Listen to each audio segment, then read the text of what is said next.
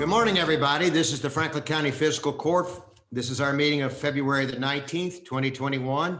This is our work session. We welcome all of you to our work session. As we begin this agenda, I want to say a big thank you to John Mitchell and his road crew, and what a fantastic job they've done in getting our roads and keeping our roads clean.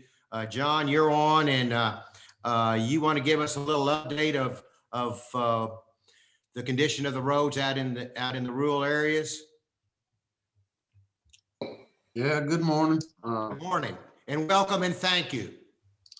Yeah, thank you. Thank my guys. I've got a wonderful bunch of guys that are dedicated and they do a great job.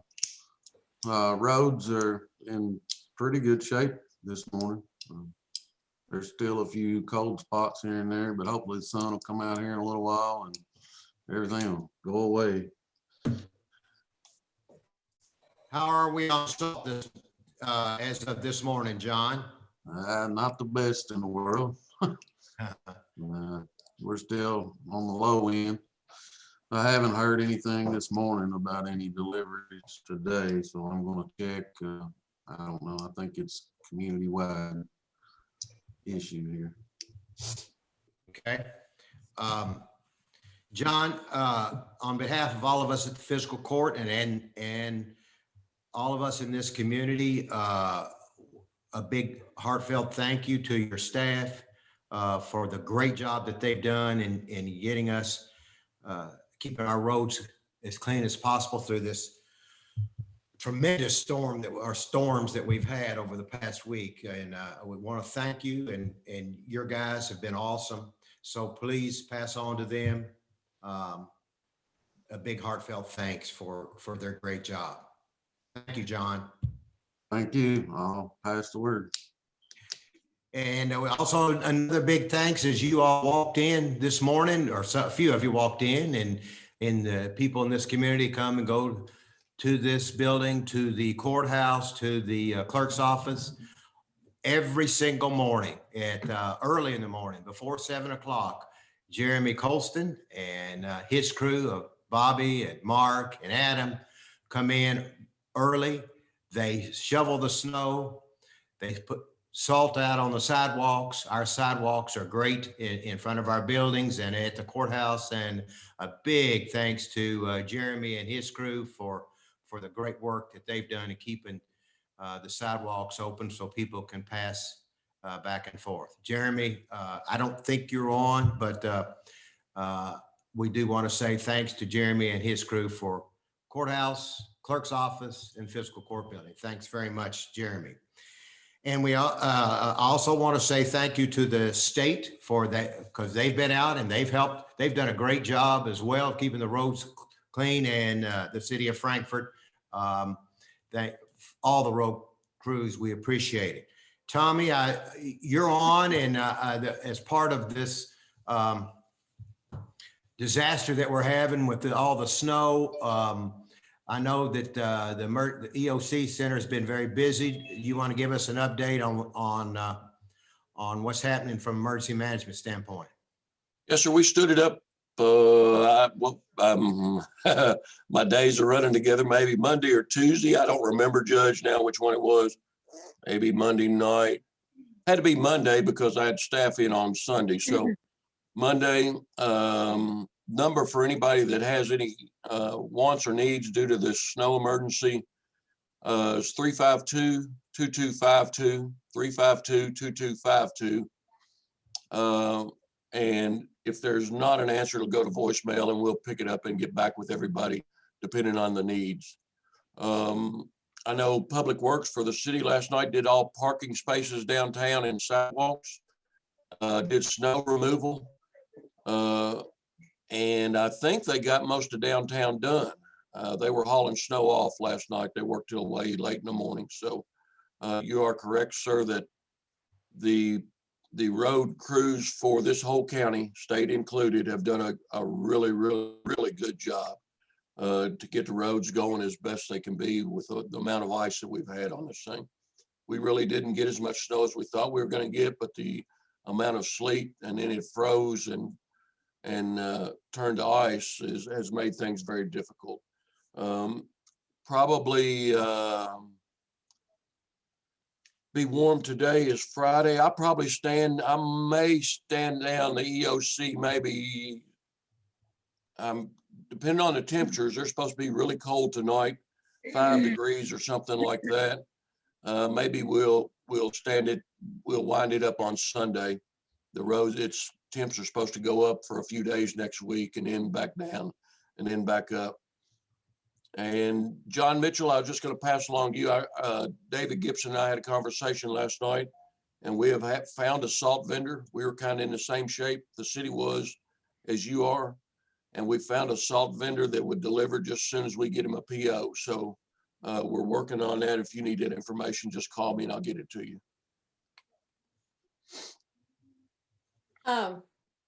Tommy, Squire Booth. what was that number again that you said it quickly, and I think people need to hear it again.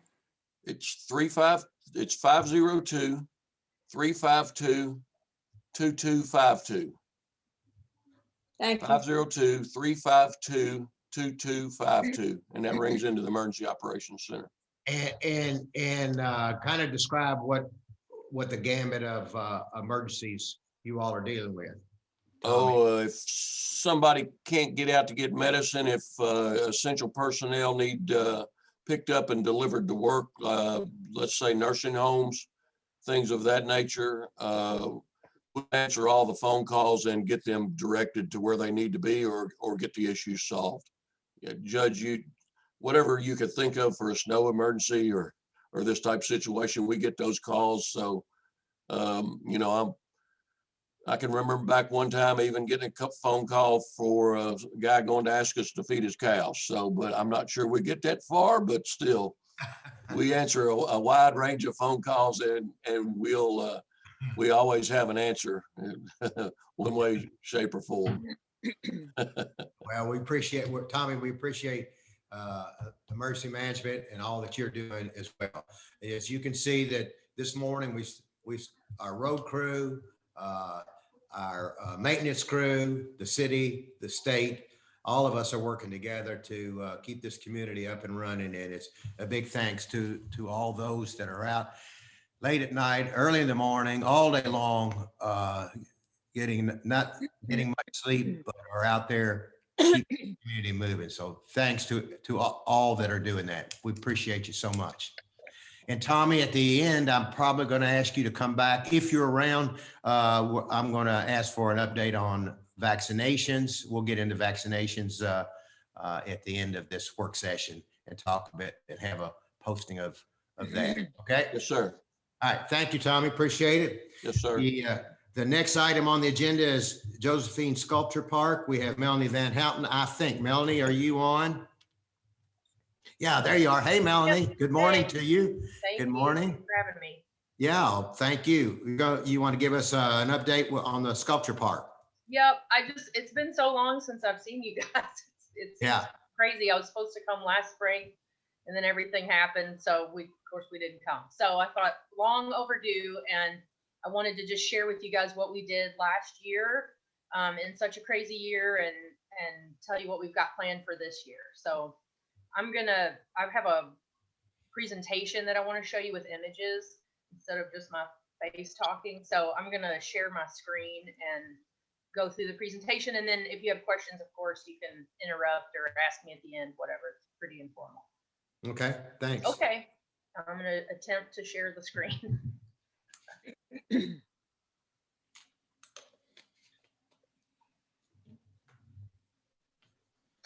Get to the first slide here. All right, you guys seeing it? Yeah. Yes. Okay, great. All right. So again, I want to thank you tremendously for your support. You guys have been a great support to the park. And last year, especially, we didn't know what was going to happen and what we were going to do. And your support, made a big difference. So we wanted to take a minute to show you what we did and kind of across the board. So we actually hired our first ever park manager. He's a sculpture grad and has been on site for a full year, which is a new position for us. And we'll be hiring another person to start this year as well, which is a great new addition to the park. He's installed sculptures. He's done tons of land management work while we were closed for a couple months. So we did close in April and May due to COVID to figure out what we needed to do to be safe, and reopened in June, and actually saw an increase in visitors in 2020 over 2019. It was barely over, but it was more, and which is a huge, really, in terms of daily visitors, because we were closed for 2 months and we had none of our large events, which, you know, account for thousands of people. So daily we saw, you know, tremendous increase, which was great. And that 2 months we were closed, we really aggressively did a lot of land management work that's difficult and challenging to do when you have visitors in the park. We removed invasive plants, you know, pear trees and honeysuckle, and we worked on this erosion mitigation situation for the front meadow that has been several years ongoing. We hope to be planting that meadow this spring finally. And we installed a bluebird trail, which is really exciting. And that was in partnership with Wild Birds Unlimited. We launched 3 virtual programs. As soon as we closed, we knew we didn't want to lose connection with our visitors. And we started Nurture Tuesdays, which you can see on the left there. It's a kind of an eco art activity that's family friendly, that's posted every Tuesday.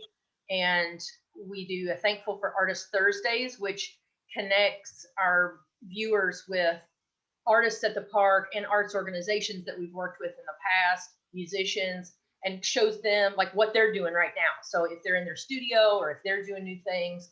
And then we have Sculpture Saturdays, which features a different sculpture in the park every week. Those are hilarious. If you haven't seen them, they're on our YouTube. It's like a 3-minute video. They explore the principles and elements of design and different concepts and methods, and they're really funny. Jerry and Riley have made them hilarious. And we've seen a huge increase in our social media following because of these online virtual programs. We were awarded a grant from the National Endowment for the Arts last year to support our artist residency program. And we had 2 Kentucky artists this year who were each here for a full month. And we installed 3 sculptures with the 2 of them. And then we also had 1 artist intern. So we really scaled back. You know, normally we might have 5 artists in residence and maybe 5 interns, but we wanted to minimize contact with people. And so we spaced everybody out and just cut the number of people that we had, but we were still able to create new work and have artists in residence and do some programming. We did a couple artist talks at the Grand Theater and in collaboration with them, and as we could, you know, things changed weekly, but we still made it happen. We got a grant at the very end of the year from the Onassis Foundation to support the Porch Project by Heather Hart, which will actually finally be installed this spring. This has been also kind of a several years project that we've been working on funding, and there's just been, you know, several things that have happened that have pushed it back. But with this final grant and support from 84 Lumber, we're going to be able to make this happen this year, which is super exciting. In total, we installed 7 new sculptures at the park this year, which is great. We moved a bunch of old ones out that had been here for a long time. We began renovations on our historic tobacco barn.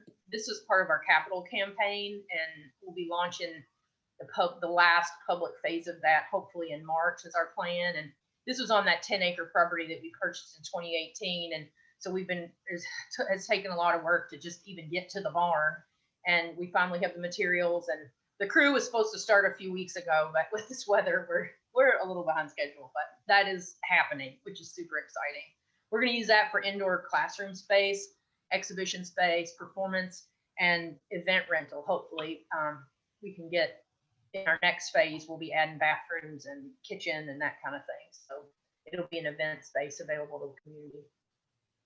We launched our Art and Nature Camp in the fall, which was, you know, everything is really scaled down, smaller groups. But that was really great. We did 2 sessions in the fall, and we had such great feedback from the community. We're planning to continue that every season. So, and we may do a younger age group, and this was kind of a 11 to 16-year-old age group. So that will something we started last year that we hadn't done before that we're going to continue. And then we had a writing workshop, which met 4 times. That was led by Terry Carter. That was for an adult writing workshop, which was also really great. And you can see, you know, we found this little spot in the woods, and we wore our masks and sat 6 feet apart, and it you know, it just made things got interesting, and we just rolled with it. So in October, we reinstated our monthly tours. We now limit those to 9 people, and you have to register in advance, and you wear your mask and everything. We have a first Sunday nature tour on the first Sunday of every month, last Saturday sculpture tour on the last Saturday of every month, and then the night sky tour varies depending on what's happening in the night sky. So you can check all, you know, all of this is on our website at josephinesculpturepark.org on our calendar. It's on Facebook too. If you want to, you know, say, oh, I want to check that out, you can get dates for all of that. Ooh, and real fun stuff. We updated our strategic plan with input from our board and staff, but it was a really good time to do it. And we feel really excited about the upcoming year, and we're in really good place. And I think being an outdoor venue, you know, in so many ways, it was the luck of the draw, but we were prepared for it, and we're able to really make the most of that, and saw, you know, a lot more visitors from our community who had never been out before, and they were looking for things to do, and we were there. So in addition to that, our Art in Public Places program, which the biggest part of it is the Frankfurt Public Art Tour and Arts Downtown. You know, Robin at Tourism, she has hosted that website, and it was on an old platform, and it from 2013, it was really outdated and wasn't supported anymore. So she primarily, and Johanna, transitioned that. So it is now on the Visit Frankfurt website, which is really where it should be. And you can do the tour. You can look for murals, sculptures, or architecture. And this just shows kind of a snippet of the map. There are things beyond that, further out into the county, like us. But you know, the most of this is more kind of in the city center. I know Robin really promoted this heavily too. And again, this was like, thank goodness we got this done, you know, and she had something that she could promote that was safe and outdoors. And we've heard from a lot of people that live downtown that really appreciated just being able to get out of the house with their family and walk around and, you know, look at the signage and learn some about the artists, follow the tour. It just gave people another nice thing to do outside. We also commissioned 4 new small murals. There's one at the Grand Theater. There's one at the north end of the Singing Bridge on Taylor Marshall's building. That's Jimmy painting there on that one. And then there's one on each side of Rick's White Light. And we installed this sculpture by Chakaya Booker, who's a world-renowned artist, at the West Banco site, which was really exciting. We also partnered with the city on the Our Town grant that was funded by the National Endowment for the Arts to work on a strategic plan for the arts in our community. And I think they're going to be presenting that plan here in the next few weeks. So what we've got planned for this year, you know, these are kind of highlights. We got even more funding from the NEA this year to support our residency program. And we were featured in their grant spotlight, which is amazing. There's only a handful of these grants given to people in the state of Kentucky, and we're one of them. And so we feel really, really fortunate to be at that level. So we're able to expand our artist residency. We hope to have a different artist here every month, May through October. And we're going to reinstate our Appetite for Art program, which is, we used to have like a dinner with an artist, and they would do like a slide presentation, but now it's going to be kind of a bring your own food, and then we'll do a tour outside with different artists in the region and these artists in residence. We're going to get back on our nature playground. That was also supposed to happen real big last year, and things just got pushed, back a little. We were able to do some of the work on the nature playground, but we'll be refocusing on that. We're planning to install 6 new sculptures at the park this year. As I mentioned, we'll be working on that historic tobacco barn, which we're excited about for classroom space, and offering the art and nature camp this year more times. We will be seeding that 3-acre meadow out front with Kentucky native wildflower seed. Again, that's been like a 3 or 4 year project. So I'm glad to finally get some native wildflower out there. And we're expanding our volunteer invasive plant removal team. As you guys have probably heard from other folks in the community, it's such a huge issue, and it's honestly one of the hardest parts of my job is keeping on top of the invasives and getting them out of here. And it's like, as soon as you get one thing done, you turn around and there's another thing. And so that's an ongoing challenge, but we've got a great team, and we're going to be expanding that this year. And of course, we'll be expanding the Art in Public Places program. We hope to put another mural up downtown, another larger one, and then we're going to do some mini murals as well. So hopefully we'll be able to assist the city and implement some of the suggestions identified in the Arts Master Plan.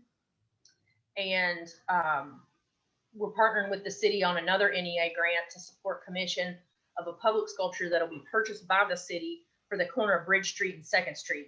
And this is part of the Tiger Street project. In the design there at that corner, there's supposed to be a sculpture. And so the city received funding from the NEA, and we're the partner on it to commission a sculpture to be placed there. We are also partnering with Focus on Race Relations to commission a sculpture that will be placed on the north end of the Singing Bridge that acknowledges the significant history of that location as a documented lynching site.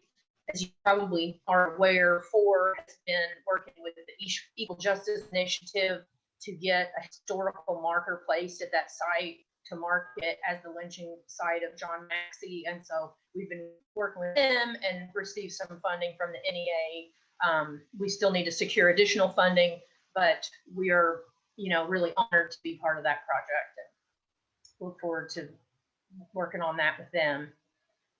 We'll be conducting a national call for sculptures to replace the existing sculptures that are on exhibit downtown and at Riverview Park.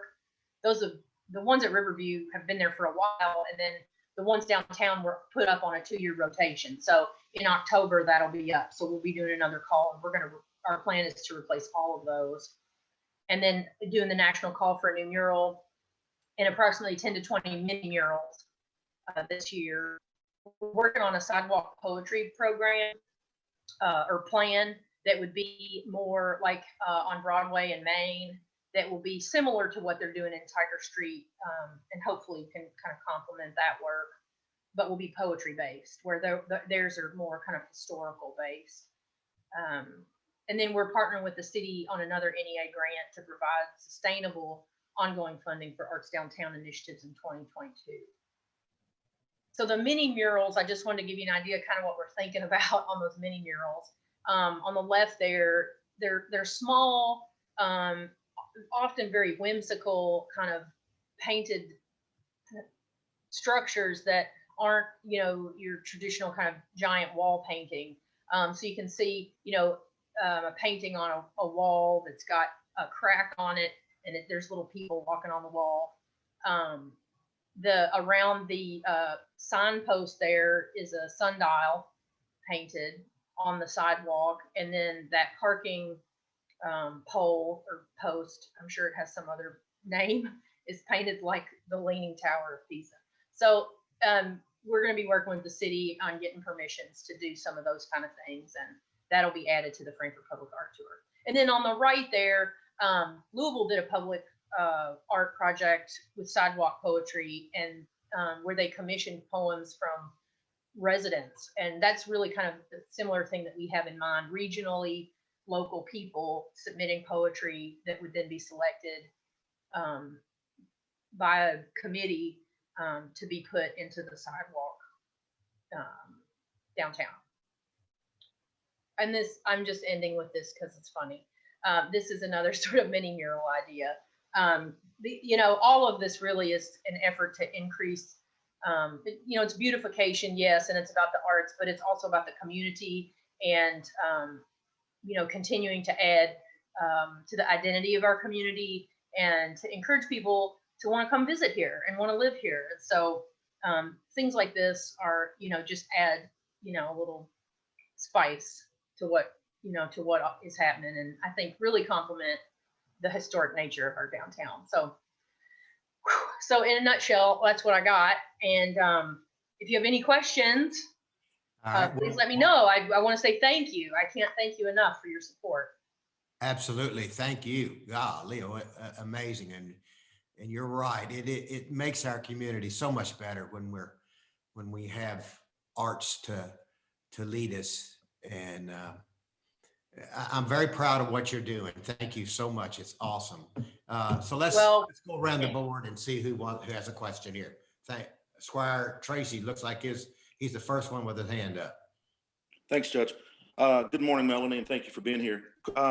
One thing, you mentioned grants and working with the city numerous times.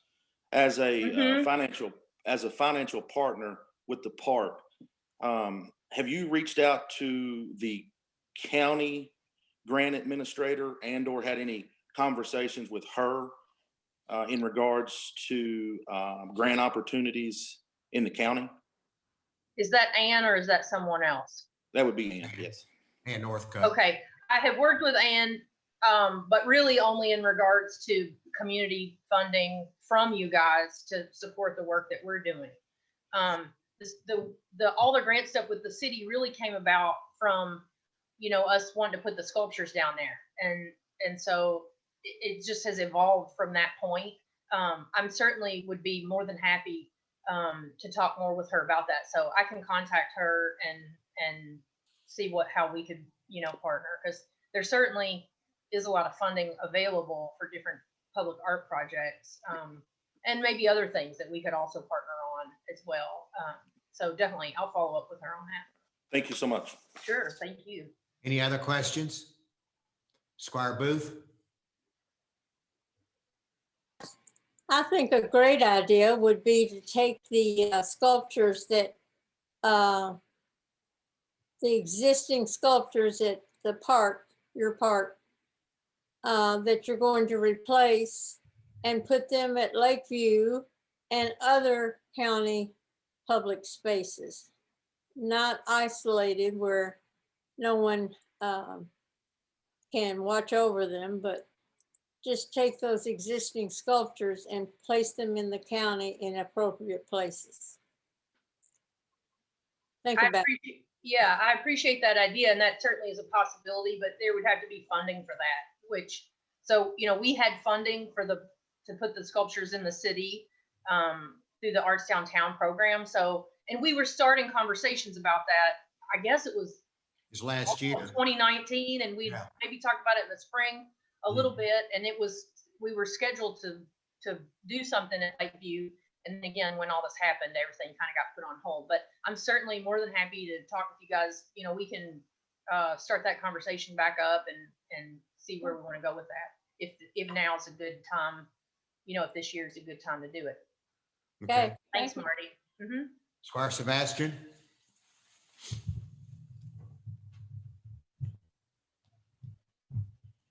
We just lost you, Squire Sebastian. Is there anybody else? Okay, she's back now. Judge, I apologize. Thank you. Thank you.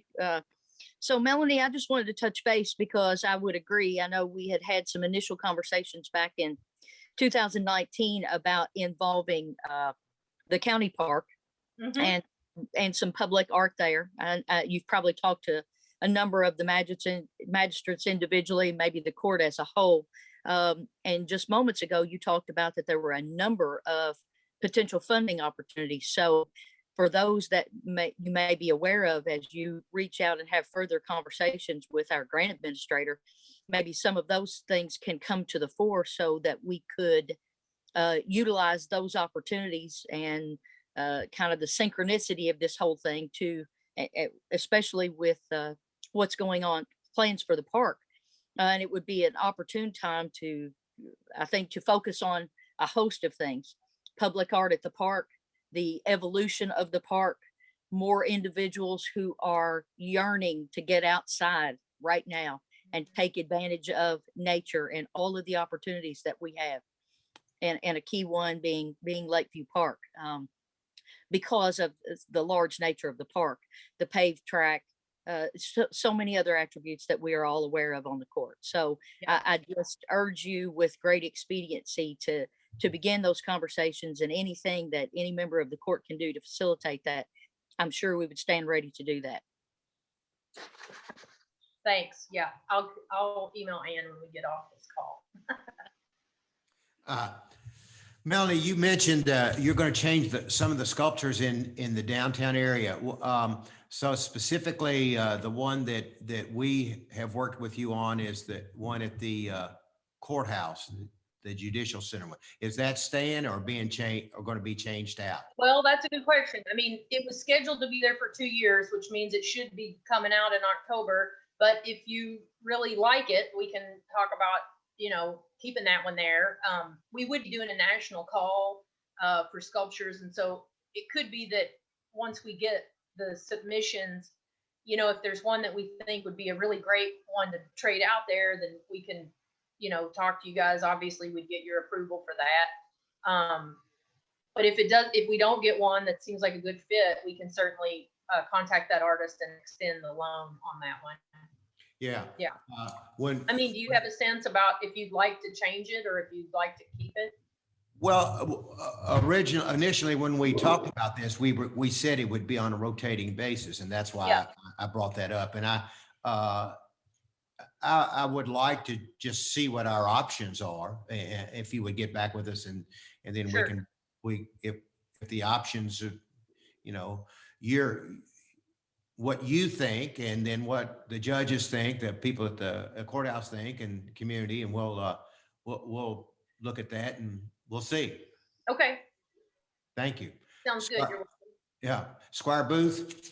I just wanted to make it more clear, that I was not talking about new sculptures and a call for new art, but the existing sculptures that you mentioned in your presentation, replacing at Right. the park and maybe other places. Yes. Yes, I understand. So those are on loan from the artists. So Okay. if we were to extend if we were to move them somewhere else, we could certainly contact them, and if they're available, then we could do that if there's funding available. We pay the artists to exhibit those works. So I see. we Okay. also have carry insurance on those. So and of course there's cost to move them, but yeah, certainly that could happen. But, Okay. but Thank you. that's but I understand what you're saying. Absolutely. Thank you. Well, Melanie, thank you for your presentation. Thank you for making our community better. I love it. I love what you're doing. We're so proud of you, and we're there. We're here to help when we can. Unfortunately, last year, or when we were talking about this, we had a budget crunch that we had to go through, and so we'll see what happens this year as we're getting ready to start our budget in a few weeks. So stay with us and talk to us. Let us know what we can do to help, and work with Ann Northcutt, and we'll see what can happen. But most importantly, thank you. Thank you so much for making our community better. Well, thank you for your support, because that's what it takes to, you can have a real great vision and a great team of people, but you know how it is. If you don't have the money to do it, you can't do it. So the support really makes a big difference. So thank you guys. Amen. Thanks for coming on. We'll see you again soon. Thanks. All right. Thanks, guys. Okay. The next item on the agenda is solid waste annual report and an update on trash pickup. Brittany Woodward, thank you. I hope you're on. You were on earlier, I believe. Brittany, are you here? I'm here, Judge. Okay. Hey, great. Okay. Give us, talk about the solid waste annual report, and please give us an update on garbage pickup.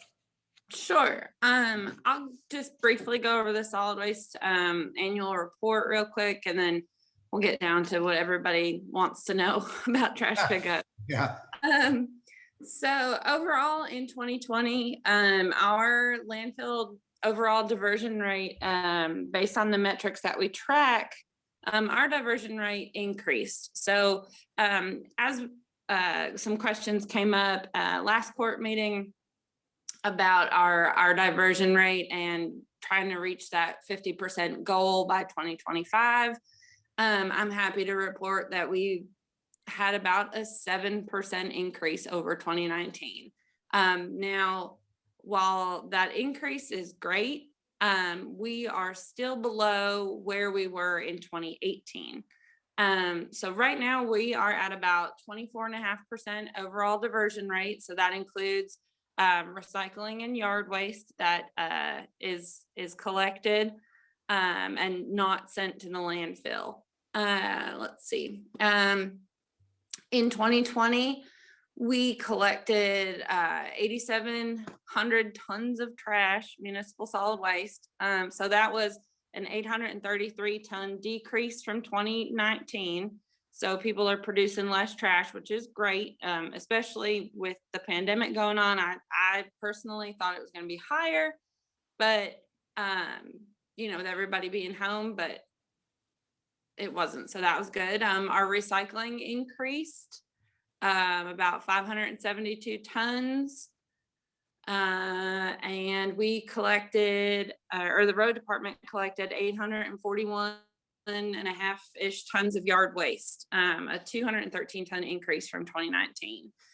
We've also composted 652 animals in 2020, which saved the county about $17,000 in tipping fees alone. So that does not include road department labor. So it doesn't include Billy Joe's time and the equipment, but that $17,000 factors into the amount that we've saved in tipping fees since this program has started. So we've saved this program has saved the county nearly $66,000 in tipping fees since we started the livestock compost pad. If we head on down, Andrew, the landfill voucher program saw a large jump this year. We had almost 1,400 unique users sign into the program and use a voucher. So in total, 2,331 vouchers were utilized. About 80% of users used only 1 to 2 vouchers. So out of those almost 1,400 users, they used only 1 to 2 vouchers. And then we had quite a few people who used 3 or the maximum of 4. So just a quick update on that, just for people out there, city and county residents are allowed to sign up for that program, and the sign up is on the county's website. It's franklincounty.ky.gov, and there is a link to the landfill voucher program on the front page. You can sign up with an email address. You get instant access to your voucher number once you complete the sign up process, and the program is only good on Saturdays. There are a few limits, like it's the bed of a pickup truck or a single axle trailer, and you can go 4 times per calendar year. So if you have any questions about, you know, what you can dispose of, or and you need any help signing up, just give me a call, 502-875-8751, and I'm happy to walk you through it or get you set up. So summary for Brittany, excuse me. Explain, I don't quite understand what 1,396 unique users means. What are you meaning by unique? That's individual people. Okay. So there were almost 1,400 people who used a voucher, but 2,331 vouchers were used because each person is allowed to use up to 4 vouchers. Okay. All right.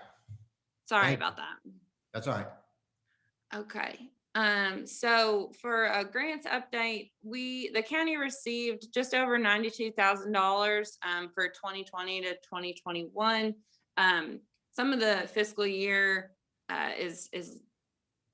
the fiscal year grants are put into that. So let's see here. So they kind of cross over a little bit when I do these reportings. But for the litter abatement grant, this is the one where the Trash for Cash program is run out of. We were able to clean up 397 road miles for a total, including bags that road department employees pick up, not associated with that program. There were just over about 1,000 bags picked up. Magistrates, your reports show something a little bit different, and that is because the numbers for the city workers and stuff, the numbers that the city reported are also in your report. But the numbers on this summary here, Andrew, if you'll scroll down just a little bit, these are the county's numbers. So 2020 is the last year that I will report some city numbers as well. The city has since applied for this grant and they received funding for 2021. So their numbers will not be included next year for this grant. But anyway, out in the county, we had, like I mentioned previously, we had 24 student groups and nonprofits participate in the Trash for Cash program. And we were able to collect about 130 tires through that program as well off the sides of the roads out in the county. The compost program, Billy Joe and I held 9 pad tours in the early part of 2020 and the latter part of 2019, just with the way that the fiscal year grants kind of line up. So we held all these pad tours for other counties and other communities. We are investigating the beginnings of a program to give finished compost from the pad out to the community. And I had started an environmental education program at the very end of 2020 where we're going to be doing a compost in the classroom. So I partnered with some teachers and with some grant funds that we received, some classrooms in the elementary schools received a see-through compost container and a book that teaches kids about food waste and how to and why to divert it from the landfill. And it gives them the opportunity to perform a little experiment. So I'm working with some teachers on that. And then for household hazardous waste, we had 2 events in 2020. In total, there were 371 participants or vehicles that had come through between the 2 events. And we successfully captured just shy of 12 tons of household hazardous waste. So that's pretty much what I've got. All right, let's go to trash pickup. Thank you, Brittany, for that. Great news there. Sure. All right, Andrew, you want to pull that up? I have a graphic.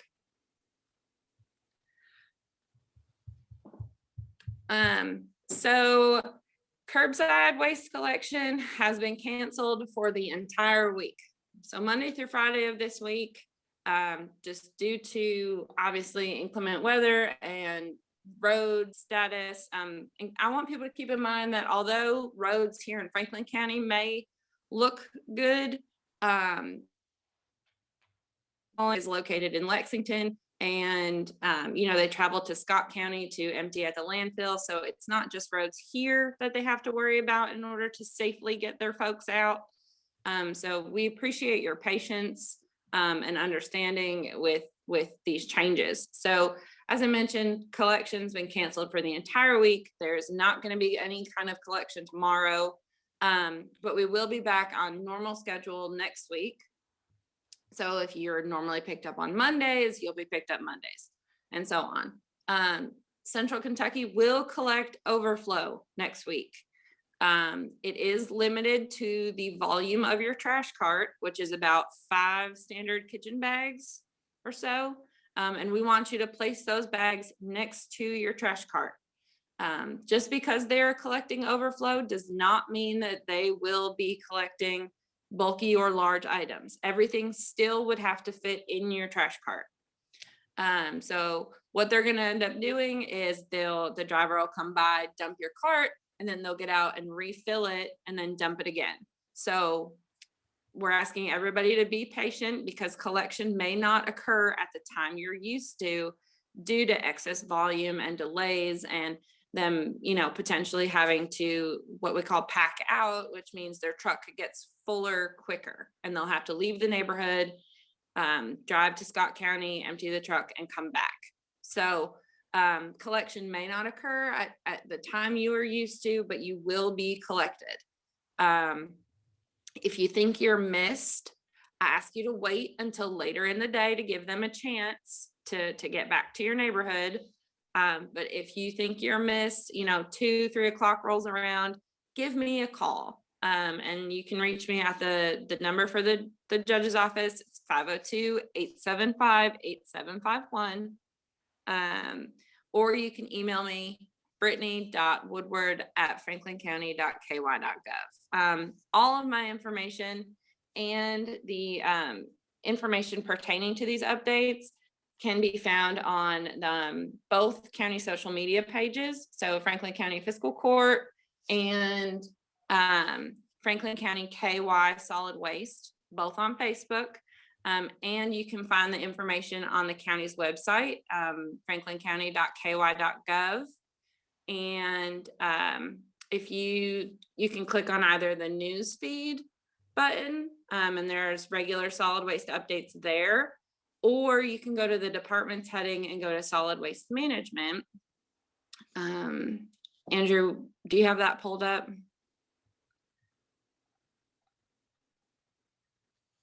And there's a big red box at the top of the solid waste page that has regular updates. So everything about trash pickup for next week is there. And any other program that the county offers, it's all right up there. Now, new to this page is our Recollect app. So what y'all can do is this fancy new tool. This is only available for county residents at the moment. This is the partnership between the county and the city, but this is only available to county residents at the moment. And hopefully within the next month or so, we'll be able to download an app via the Apple App Store and the Google Play Store, where you can have this at your fingertips and you do not have to log on to our website, but this will stay on our website. So what you're able to do is search your address and you'll get this pop-up comes up at the beginning, just for, if you want to sign up for a reminder regarding putting your trash out, or, you can type in some information and, I send notifications out through this. If anything's changed, I know it would have been great to have for this entire week, but we're working on it. So you can sign up, you type in your address and you'll get a calendar that is specific to your address. So you'll see like when your trash and when your recycle pickup is, and you'll see other programs that the county offers. If you, Andrew, can you hover over like the limb collection real quick? You can see information like you need to call the road department if you want limbs picked up, or, but that's based on the address entered. And I need to do some stuff about state roads. I don't think I can get it to where state maintained roads versus county maintained roads. So there is some verbiage in there about where, what areas are eligible for the programs. So just keep in mind on some things like that. But this program, this little tool here tells you when your recycle pickup is. It'll have information in there regarding when we have household hazardous waste events, what's acceptable in your recycle, what's acceptable in your trash. And then that put waste in its place tool. If you have type in like fridge or something, you can actually search how to dispose of something, and it will tell you right then and there. So and if there's anything that is not included that you're looking for, give me a call. I'll get it added. And it's just great to finally have this out in the community. And like I said, pretty soon it'll be available for download as an app on your smartphone. So just wanted to put that out there. You can sign up for reminders or notifications, and it'll hopefully be a bit of a smoother process as things progress. Okay, Brittany, I have a question, and I'm sure the magistrates may as well. Because we're going a week without trash pickup, and I appreciate Central Kentucky allowing 5 extra bags, but a lot of people will normally try to fill their trash can up with bags, and so what is your word to the public about when is a trash can container too full and they need to set the bags outside the can? Yeah, so what we really ask for is that your lid closes. That is when it is full. If you can close that lid, and what we'd really like is the lid to close flush, be completely closed. Not only is that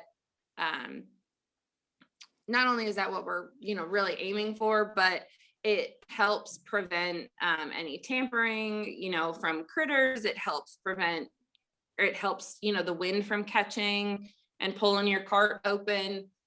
So that is what we usually like to aim for.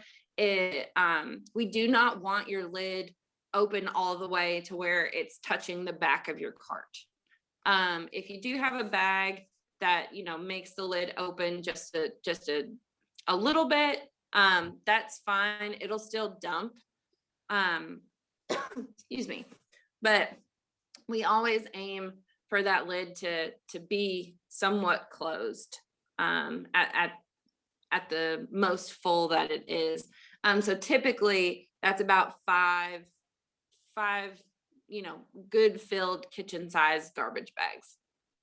Okay, thank you. Questions for Brittany? Squire Sebastian? Thank you, Judge. Brittany, I just wanted to ask you a couple of questions. I know yesterday at 9 a.m. the Trash for Cash signups ended. Did we fill up the spaces for Franklin County? So I had about 22 or 23 signups. A couple were duplicates, and I'm in the process of reaching out to a couple of those duplicates because some people did not include all the information needed, or it was unclear. So I'm trying to make sure that some are versus some may not be duplicates. So I had about 22, 23 signups. I have 6 or 7 groups that I moved cleanups from last year to this year. So between all of the people who did sign up, I think I'm going to be able to whittle that down to about 18 groups, 18 new signups, plus those groups from last year. Will get us to about 24, 25 groups, which is what I have funding for. Okay, great, fantastic. My up question is the composting education outreach program that you talked just a little bit about. Are you working with elementary, middle, high schools? Can you give us just a little bit more information? Because I think you were just trying to give us just a broad overview, because we're trying to do a lot of outreach and unique programming, you know, like with the ag programs there at Franklin County and Western Hills, through their greenhouses. So this is another excellent tool to reach out and see how youth of today can make a difference in their community. Yeah. So via the composting grant for 2020 and 2021, I had put in a request for funding for a compost in the classroom education program. So what that entails, I put out a call to K through 4. Initially, it was K through 6, but the books that I was finding were more on the younger reading level. So K through 4 teachers, I had about seven or 8 teachers contact me. And I still have a couple kits if anybody else is interested. Again, it's about K through 4 reading level.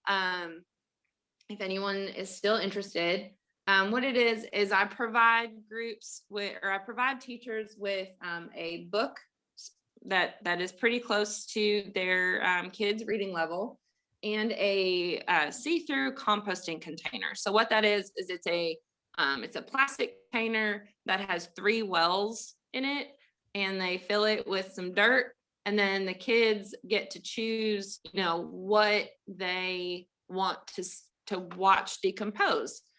So, and then I included a basic lesson plan that the teachers could then, you know, branch off on their own, provided some additional online resources for them, and they can then take that lesson and tailor it best to their kids. And then they perform this experiment over the course of roughly like 60 days or so, or until the items that their kids chose, you know, do decompose. They monitor temperature daily. They monitor, you know, degradation level and things like that. So common things would be, you know, like an apple core or a banana peel, and then a plastic fork or a styrofoam cup. And they just get to basically see the difference. And then the books and the lesson plan just kind of go over like what food waste is and why we should compost and keep food waste out of the landfill. Okay, are there any other, Squire Sebastian, does that answer your question? Yes, sir. And thank you. Thank you. Any other questions? Squire Tracy?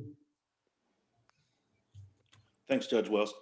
Good morning, Brittany. Quick question. In regards to composting, you mentioned a yearly savings of $17,000. Is that over and above what the district pays the court to pick up and remove dead animals?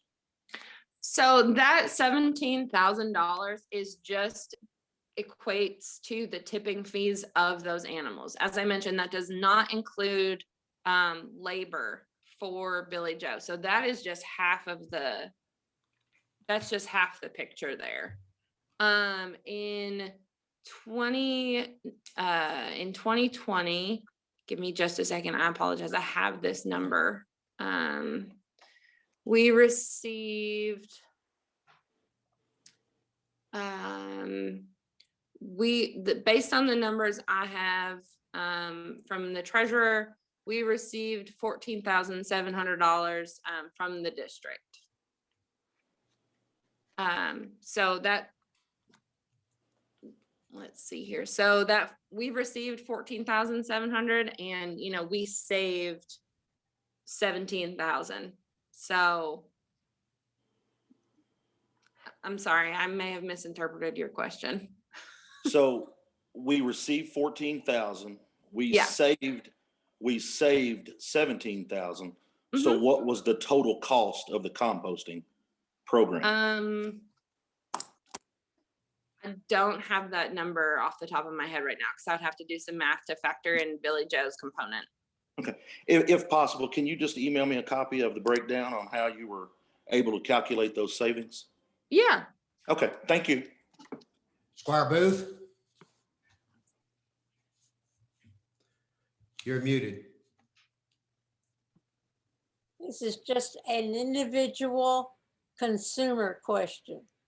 And I'm sorry to burden you with it, but we do accept glass in recycling now? We And- do not. Oh, okay, so colored glass is especially not wanted. Okay. Thank you. That's what I wanted. Squire Muller? Thank you, Judge, and thank you, Brittany, for the presentation. Quick question. So you did an example on removing a refrigerator. Do we charge for that service? Because I know, like, if I buy a new appliance, you know, they're going to charge me X amount to remove the old one. We do not. Out in the county, residents can call the road department, and usually Billy Joe will go out and pick up that appliance if scrappers don't get to it before he does. Do we track any of that as far as how much, you know, resources are used throughout the year to do things like that? Are those tracked? He creates, you know, the work order form, and then those are compiled when I do the annual report. I actually keep a log of those. He sends them over to me, and I keep a log of those to determine how many total appliances and how many hours and things that he has spent basically on doing that for the litter abatement program. Okay, thank you. And then one other kind of on a bigger question. So I've had some people lately talking about like taxes in Franklin County and stuff like that. Do you have the numbers, what it breaks down to per household of what we are charged for trash removal and recycle removal? Because one thing I'd like to try to dissect on all of our taxes is what each individual household, you know, what we're paying towards that service. Yeah, it's $14.30 per household. That is trash and recycling. Trash breaks down to about, I think it's $12 and change, and then recycling is $2 and change. That's so per month. That is per month, yes. Yeah. So it's $14.30 per month per household. So it equates to be just over a little bit over $170 per year per household. And then and then the county receives a 5% franchise fee reduction, and that's in our contract. Okay, thank you very much, Brittany. Mm-hmm. Squire Moore? Yeah, I just wanted to add a little bit to what Brittany said about the trash can lid. If that lid is flipped back, like she was saying they don't want, those jaws will tear that top right off of that can. And I see the same people doing it week after week.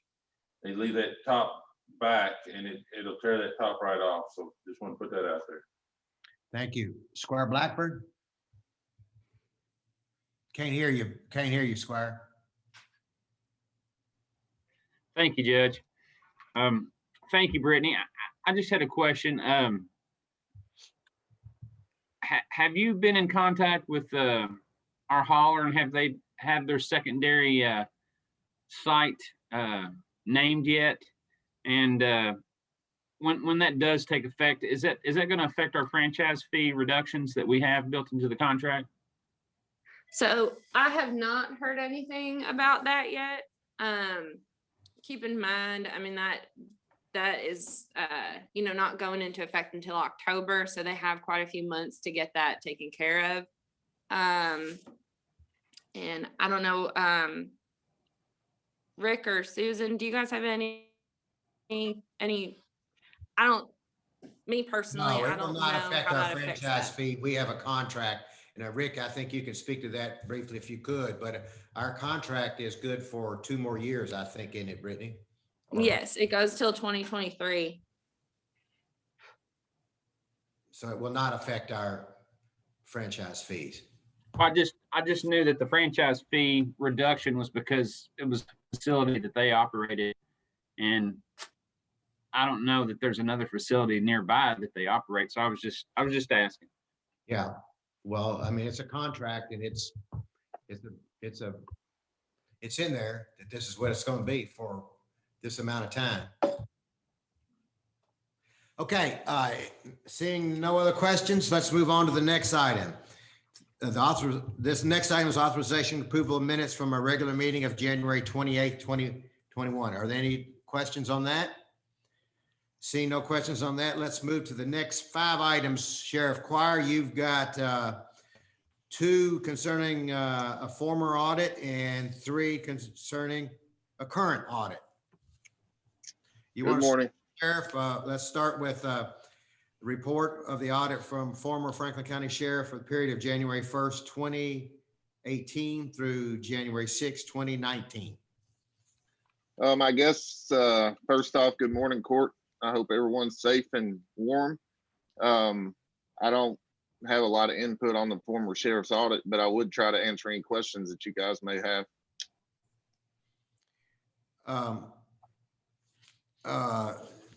Counselor Sparks, how do we handle this? Is pretty unique. I don't recall ever having to deal with this in this kind of fashion. How do we just proceed and let the auditors come back and say we need to do this or that, or what are your thoughts on this, Rick?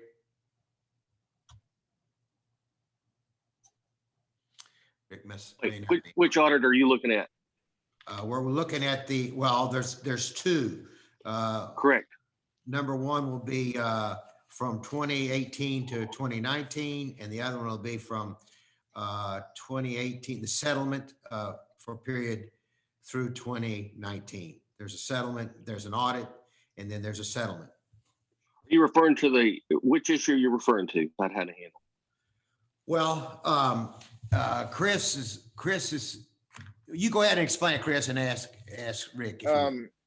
I'm sure Susan and the judge remembers this, and Miss Tamber, that there's some money in a special account. It's potentially some excess fees there. Don't quote me on this, but I think it's around 50 grand. And we're waiting on, we were hoping the audit report would tell us, more details of what to do with the money, because there's some debt outstanding to some of the taxing districts, I understand. Fran's dealing with her mother. She's in hospice right now. So when she returns, we're going to try and get some answers so we know what to do with that money. But we will eventually get to the bottom of it and disperse the money back to the court as excess fees once we're sure that everybody's been paid that was due any money. Because what we don't want to do is turn the money over and then people come back and try to collect money that we've already given you. So it will eventually happen. So it's working its way through, Sheriff, as you're identifying the source of the funds and where it needs to go to. Is that right? Right. There wasn't, the information we hoped for wasn't in the final audit, but we'll work through it and figure it out. And the reason I asked about which issue, Judge, there are a number of comments in all of the audits regarding lack of information, overspending. Again, yet another year, it's been a consistent finding from the auditor, and I wasn't sure which one you're trying to figure out how to parse. Okay, Squire Sebastian. Thank you, Rick. Thank you, Judge. And Counselor Sparks, these next couple of questions may come to you because being a new court that is trying to address something from a previous administration, I'm kind of in a quandary. So I'm looking at this document. And so the first question is the fiscal court, I guess required is the best word, required to receive this report, which is the yes, first one. So where that question goes is, what does that mean? What does the court's authorization to receive this report actually mean? Does it just mean that the auditor has had its findings, done its report, and is sharing this information with the court?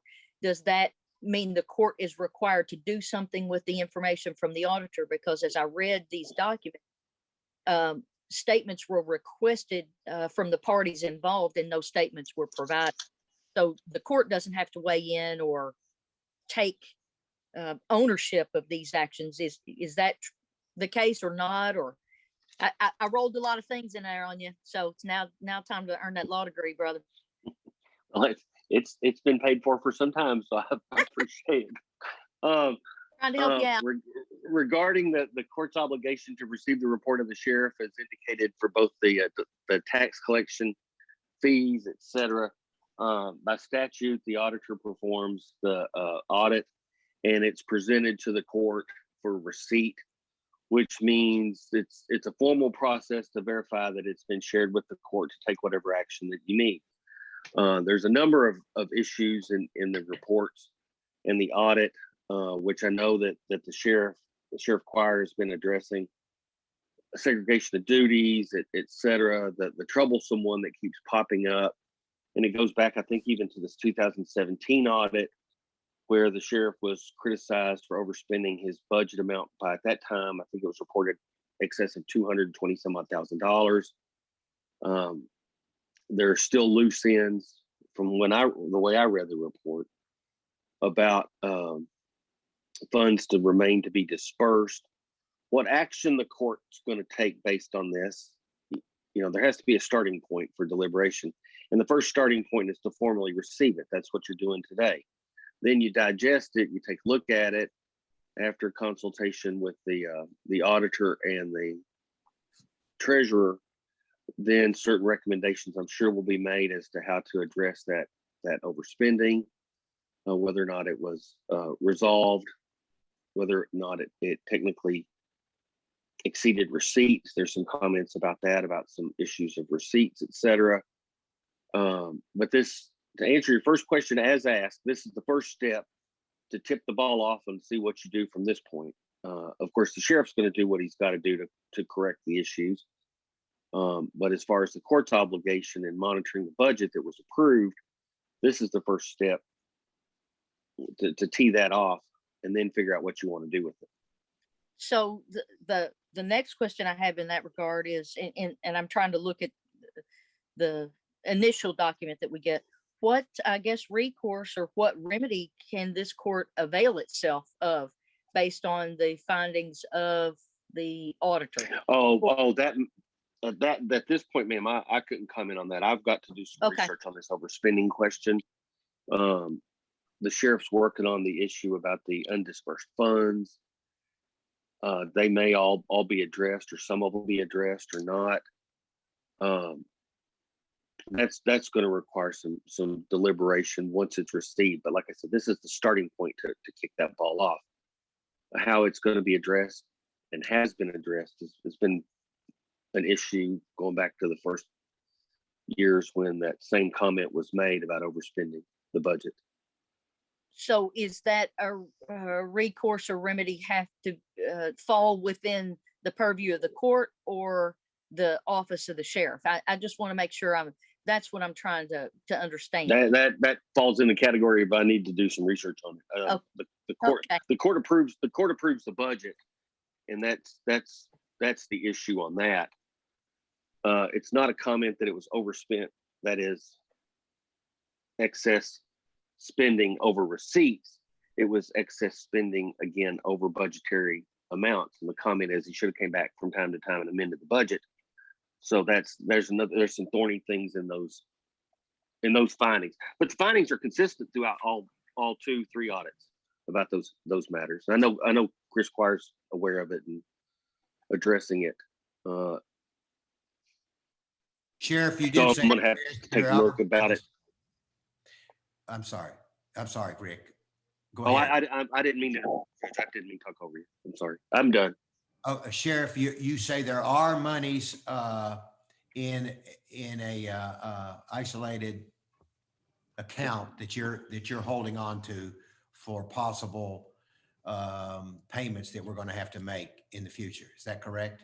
That's right. I mean, we look forward to the day where we can figure it out and turn whatever's left over to the court. I do believe there'll be some excess fees, but we just don't know when.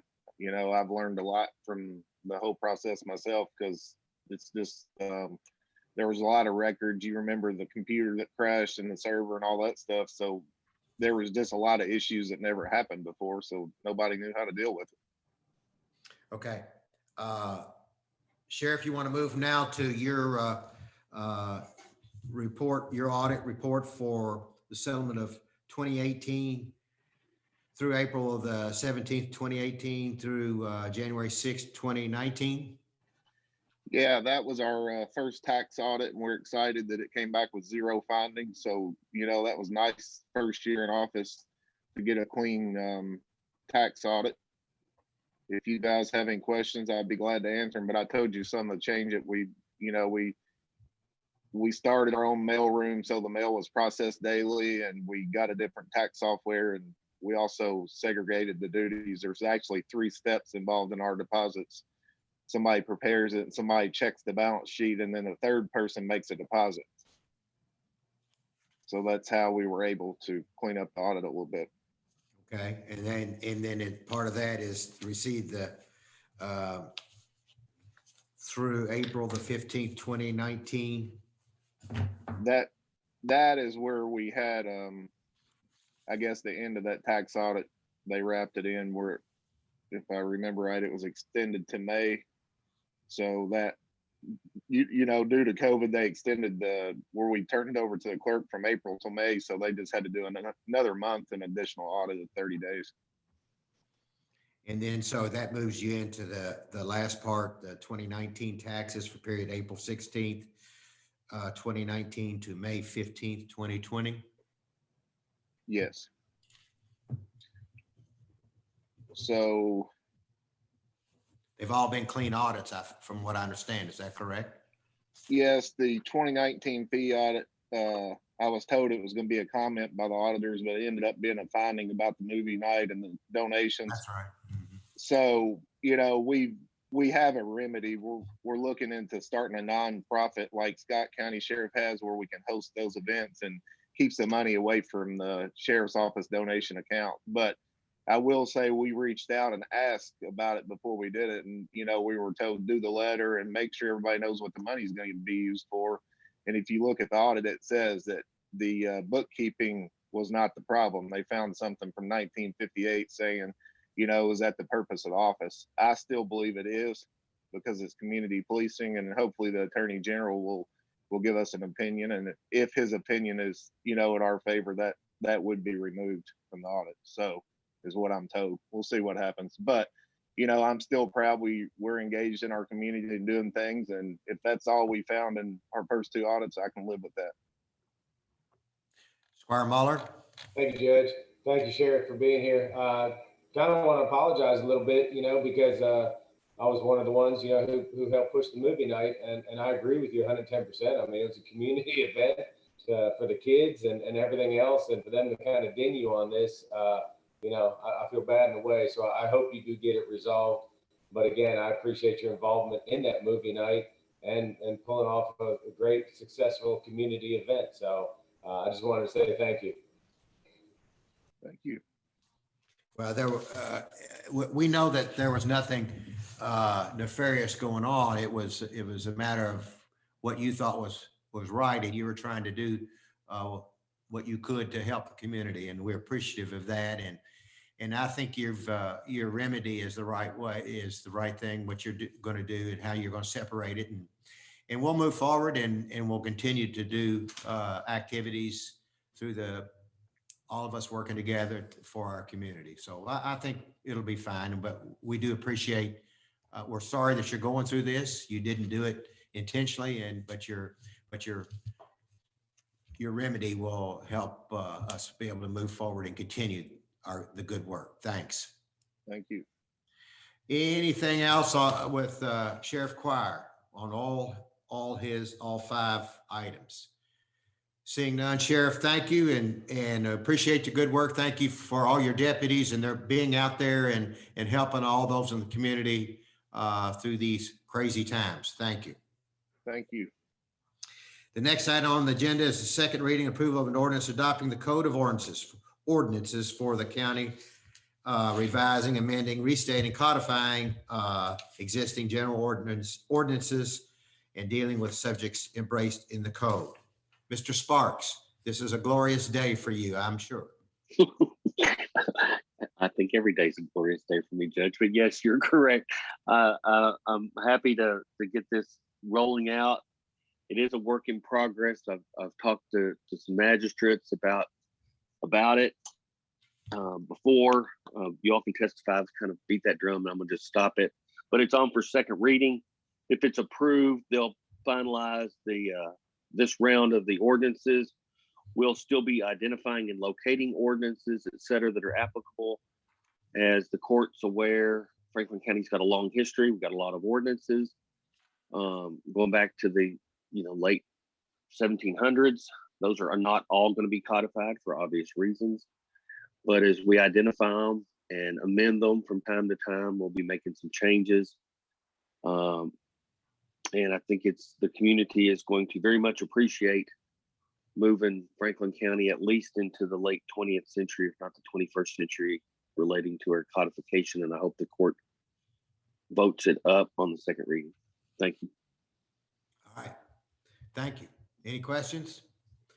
All right. Thank you. Thank you, Counselor. The next item is the first reading of an ordinance amending the table of special ordinances, Section 1, zoning map changes of the Franklin County Code of Ordinances for a 5-acre portion of property contained within the property identified as PBA map number 0884-00-00-010.00, fronting on Stephentown Lane, Lions Way, and Forest Ridge Drive from industrial general IG to rural residential C district. Mr. Hewitt. Yes, sir. Good morning, Court. Good I'd morning. like to start out by saying that the ordinance document before you is following the new format based on the codification of your ordinances. So this is how they will look from here on out, unless otherwise amended by the county attorney and the clerk. So this is a zone change for property, roughly 5 acres of an approximately 40-acre tract that is along Stedmantown Lane and Lions Way. It also has a cul-de-sac coming off of Forest Ridge Drive. The applicant is requesting this zone map amendment from industrial general zoning to a residential C district, which is a single-family detached medium density classification. It would accommodate for a 15-lot residential development of single-family homes that was attached within your packet. The Planning Commission held a public hearing on January the 14th, 2021. And with a condition that if approved, the final plat come back before them for their consideration. The Planning Commission has made a recommendation of approval to the fiscal court by a vote of 10-0. One Planning Commission member did not vote because he was having audio problems at the time. With that, I recommend that the fiscal court consider this for second reading at its next available meeting. Questions? Squire Sebastian. Thank you, Judge. I just wanted to check with the planning director because it was noted in our material and in the, I guess, planning commission notes that there is a distinction between a development plan and a subdivision plat. Can you talk to us just a little bit about elaborate really, I guess, on the distinction? And that's just for my edification, I guess, going forward, because that was mentioned a couple of times. Thank you, Vance. Sure. So a development plan in general terms is required for any non-residential development, commercial buildings, industrial buildings and the like, and then any multifamily units above a certain threshold. A subdivision plat occurs at any time in which property is being cut apart, okay, into different sections. So in this case, a subdivision plat is required because the individual single-family homes are reviewed on an administrative basis within the Planning and Building Codes Department. And the subdivision development plan regulations do not require development plans for individual single-family homes, whether it be by subdivision or individual lot construction.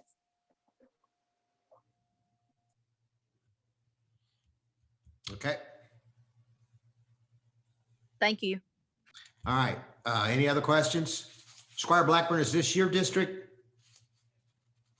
Okay. Yes, sir, it is.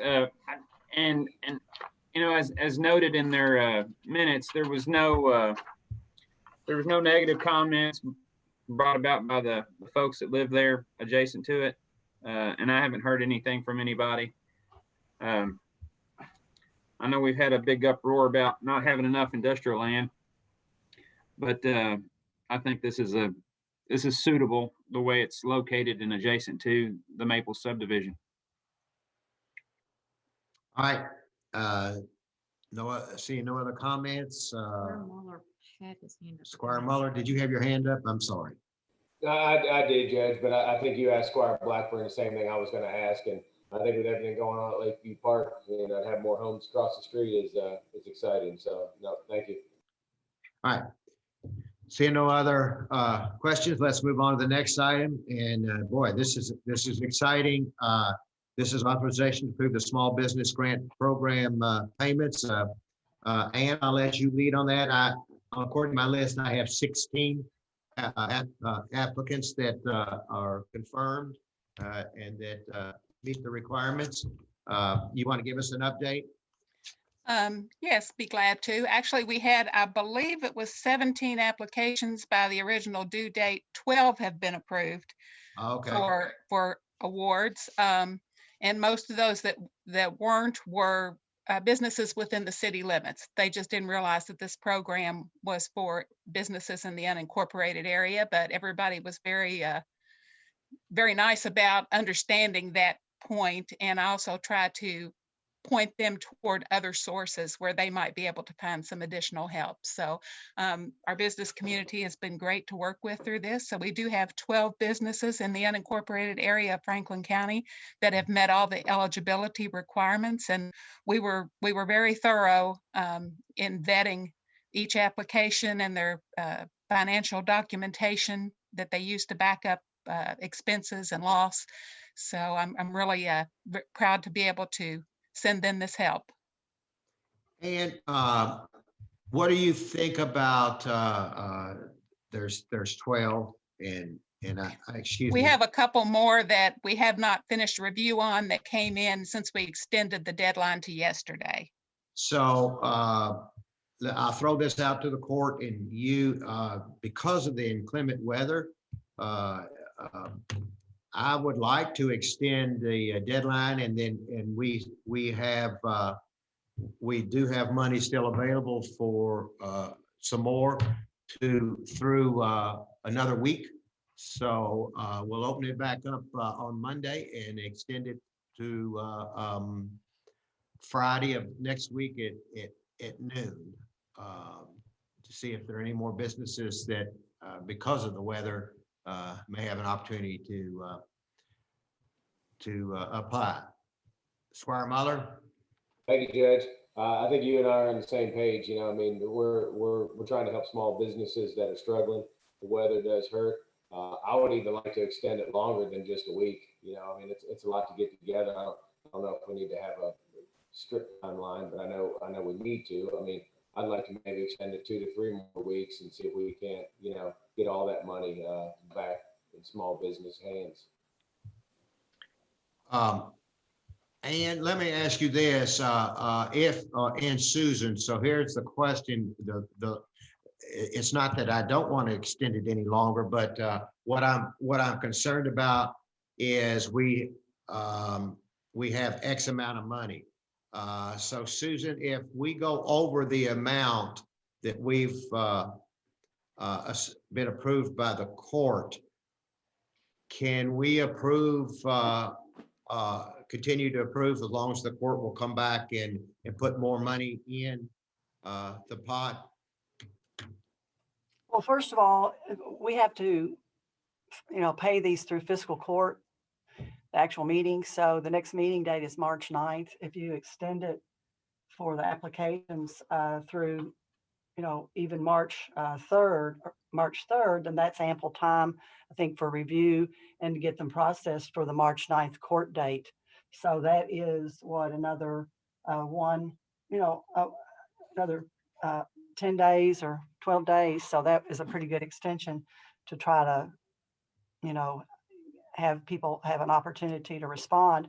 As far as if you get requests greater than what fiscal court has appropriated, if you recall, there was a budget amendment that shifted that money over for $100,000. So you could, now that we have, I think, COVID funds that are in that line, we could, for the 100,000, you could probably just do a budget transfer to get the funds, additional funds if you want to, increase the amount of people that are businesses that you're able to cover based on the requests.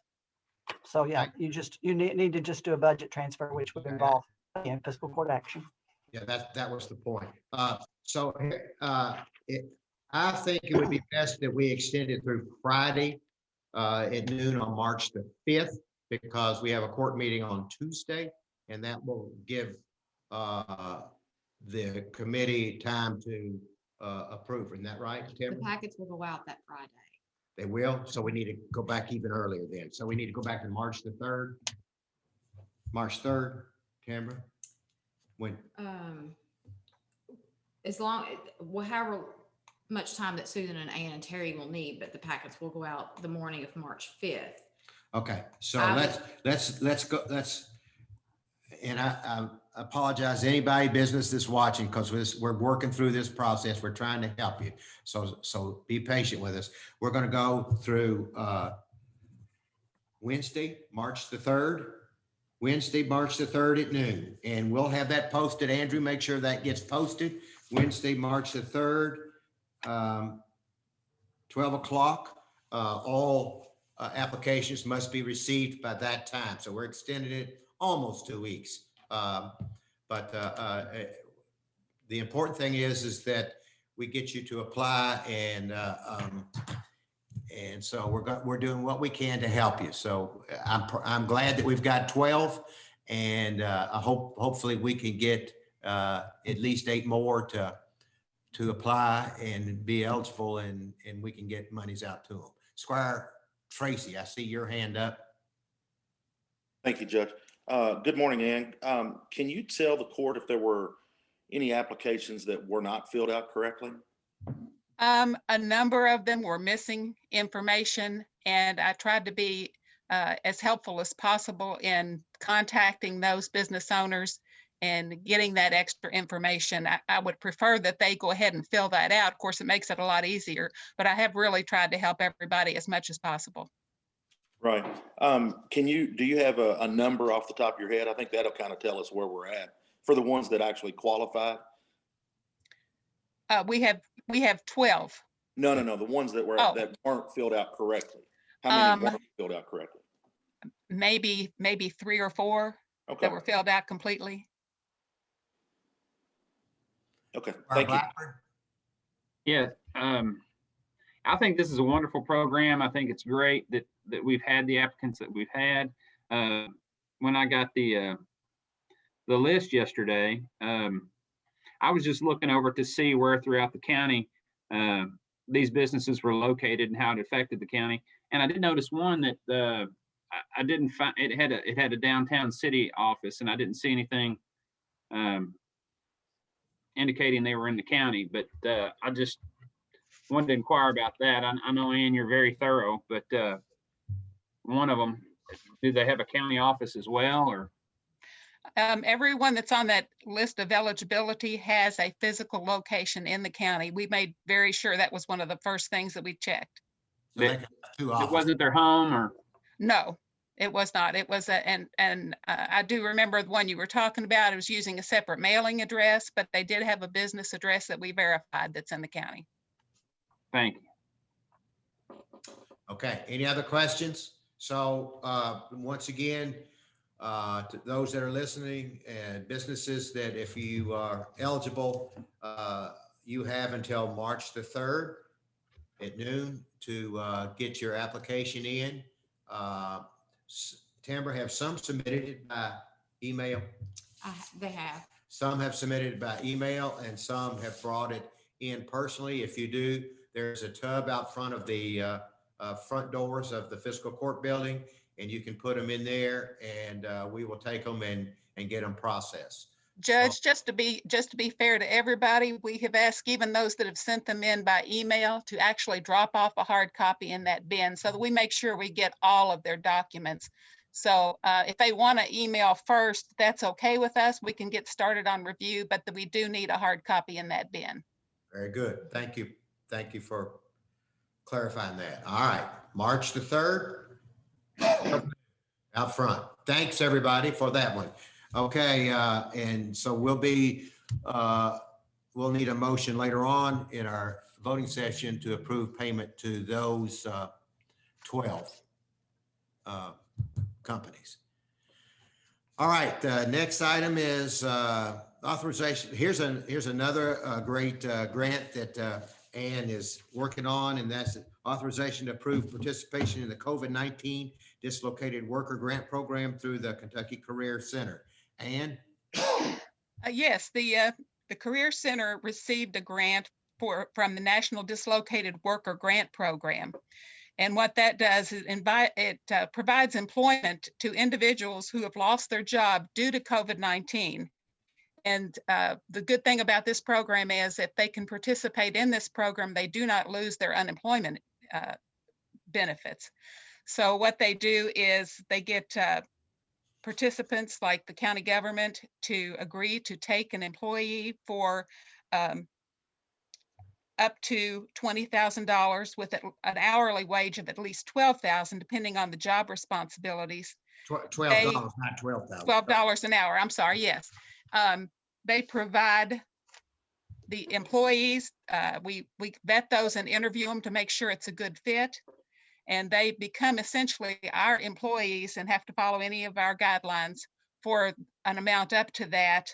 But their salary and their workers' comp is paid by the Kentucky Career Center. So they actually receive their paychecks every 2 weeks from the Career Center.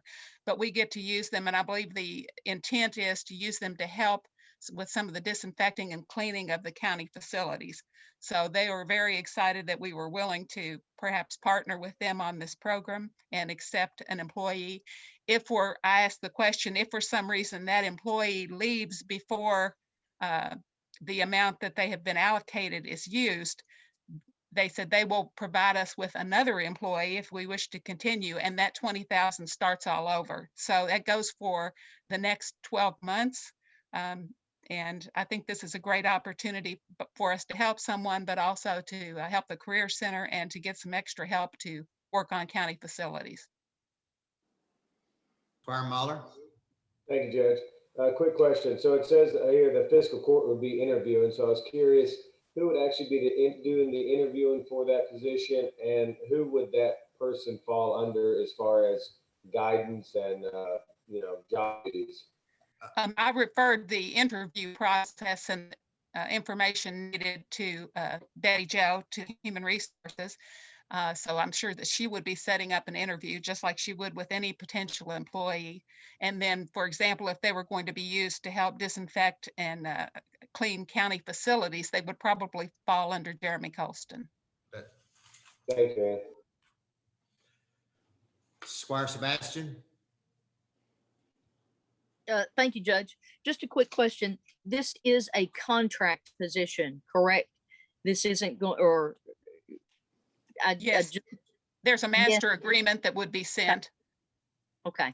And you answered another question I had about if this person chooses to leave maybe and go back to the other organization that they were working for, that opens the door for us to go back and find another individual who can come in and work in this capacity. Correct? I did not misunderstand that. That is correct. And if for some reason we have someone that starts and it's just not working out, then we are free to contact them and ask for another employee to be sent. So we do have a lot of control over who is working for county government. And they also agreed to, if we want them to pay for a drug test and a background check. Excellent. Thank you very much. Do they send us the qualified people to interview? Yes, they vet the employee based on the job responsibilities that we describe. And so they would look for somebody with a background that would fit into what we would need them to do. They also said that if we know people who are in need of employment because of COVID, that we should point them toward this program, because I asked about the possibility of getting somebody from Franklin County that we could employ for Franklin County's opening.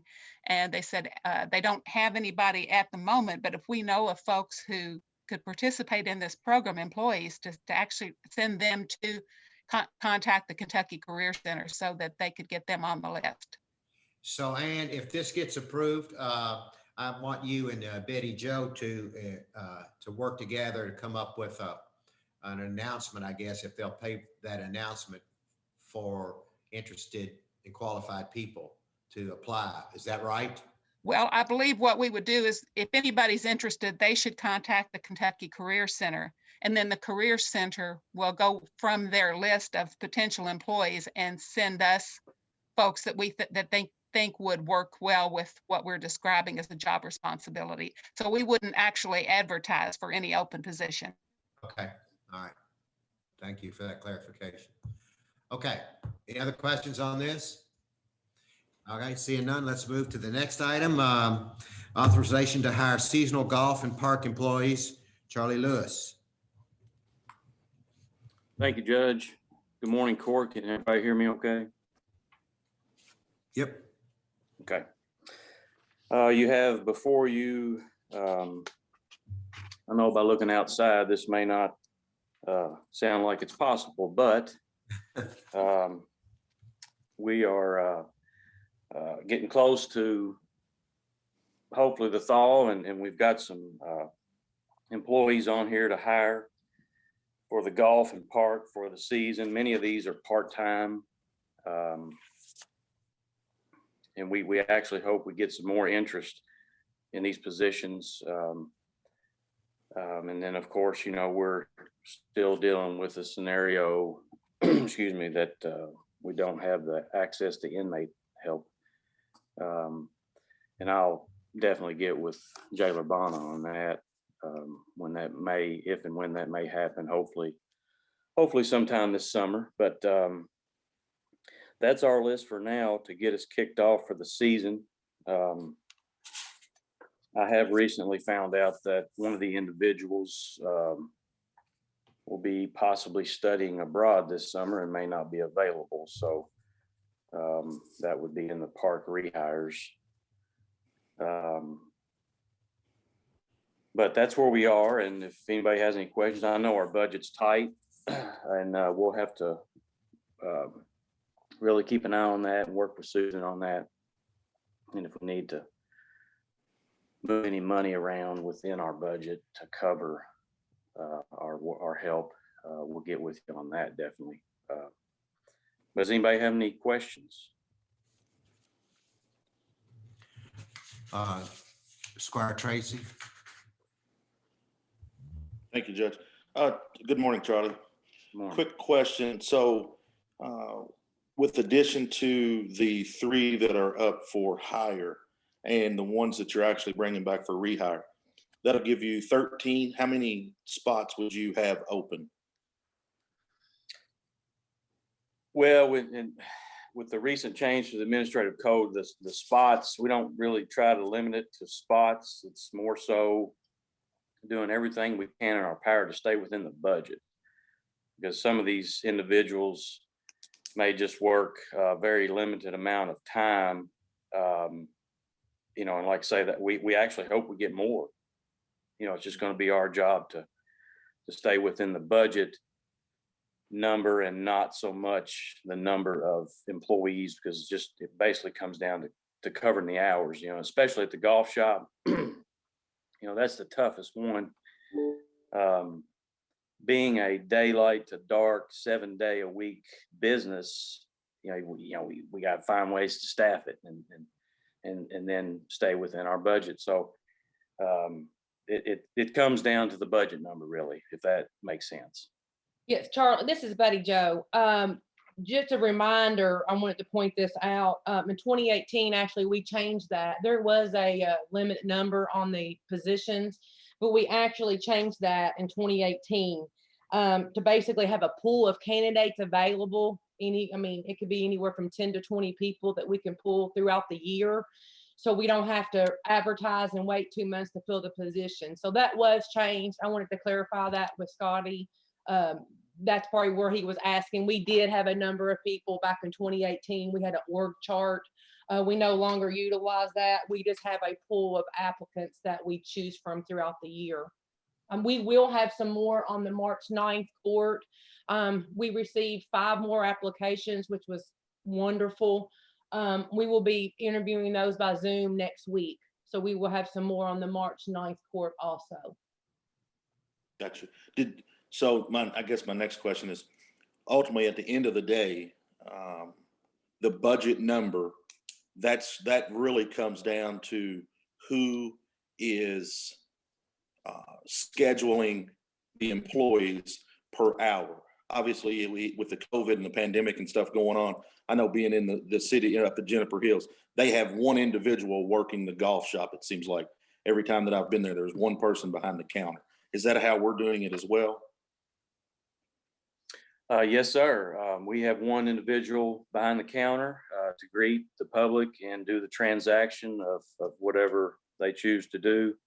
In addition to that, we have a full service driving range, which is a little bit different than Juniper. So we have to maintain that, mow it, clean, pick the range balls up, wash them, and redistribute them. So we have an additional individual helping with that. And with the COVID, like you said, you probably saw some people running around at Juniper, possibly cleaning golf carts and doing some sanitation and stuff like that. We do that as well. We hired last year, we hired some high school help to cover that. So, there are various times when we may have 3 employees there, obviously during busy times. Okay, thank you. Okay. Yes, sir. Thank you, Judge, and thank you, Charlie. Hey, quick question. Have you said the golf shop and I guess golf is open 7 days a week, correct? Yes. Yes. Okay. Have we ever done like an audit of peak times and days or lows? That maybe we could close an hour earlier or open an hour later, or look at playing with some of that. Still offering golf course and driving range, but maybe that would help you on the budget side of it, as far as hours and things like that. An exact audit, no, but yes, we definitely, I work with the guys, especially the guys that open, there's even in the spring, we've got frost, and we can't get on the greens and the tee boxes when there's frost for just due to damages. So, there are some delays.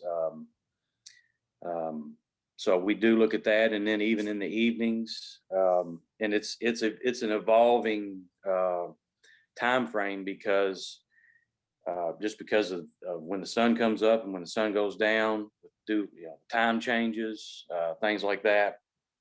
So we're constantly in conversations with the guys that open and close, just so they're not just, sitting around, waiting on business per se, Right. I'm just wondering if we could look at a structure of like spring hours, summer hours, and winter hours, and maybe you have. I'm just throwing it out there because I know numbers are tight. So just a thought. Thank you. Okay, will do. Thanks. Are any other questions? Squire Moore? Yes. You have a full-time applicant with a pretty bad conviction here recently. I have questions about that. Okay. A problem with that, actually. Betty Jo? One it could be possibly working with inmates or something. Per KRS 335B 020. And again, that's 335B.020. There's a statute on that, and basically it depends on the relationship of the crime. And based upon that statute, it wasn't an automatic disqualification.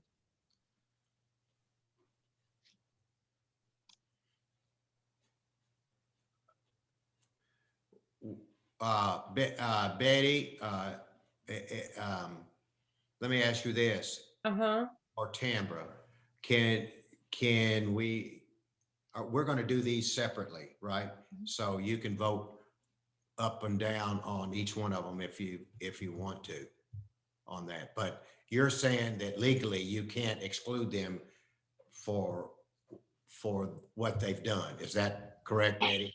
I can't. The court can, because it's up to the court. I can't exclude them for sending in the application. It's up to the court if the court decides the nature of the crime is unacceptable. And Rick can help me with this if he would like, but it's not up to me to disqualify the candidate. It's up to the court. Unless the offense involves the job sought, it's not an automatic disqualification. It's up to the court as to whether or not that the alleged offenses or pled offenses, I think from what I'm looking at, would impact the ability to do the job. Yes, and just no other. It's not an automatic disqualification by statute. Okay, Squire Blackburn, thank you. Yeah, Betty Jo, you had said that you were trying to build a pool of people. Are some of these applicants that are in here today from that pool? Because I'm looking at the applications and the dates are all over the place. Some of the signatures are dated in 18, some of them are dated in 21 on the same application. Some are, the next one's a month different. I know you can fill out an application and fill out different pages of it on different days. I'm just a little confused as why the dates are really weird. I'm not sure what date you're talking about. I received them on February 9th and February 12th.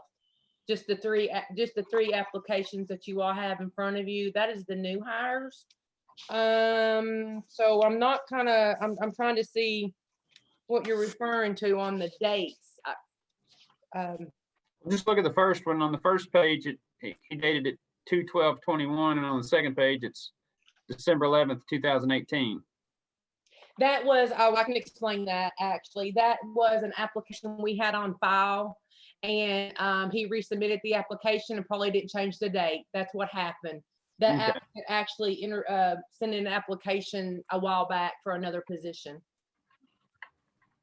Thank you for clarifying that, though. Squire Sebastian. Thank you, Judge. And this is for our HR director, and it's to kind of follow up on what Squire Blackburn is asking, because I noted the same thing. And looking at that application that has just now been discussed, it appears that maybe someone else has worked on completing portions of the application.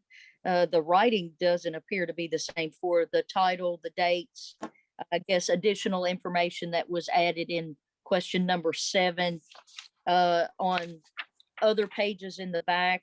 I think as Squire Blackburn noted, the dates are a mismatch. So I'm assuming you can, or maybe the HR director can talk to us about if you change information on application, does it have to be noted like any other signed document, like when the initialed and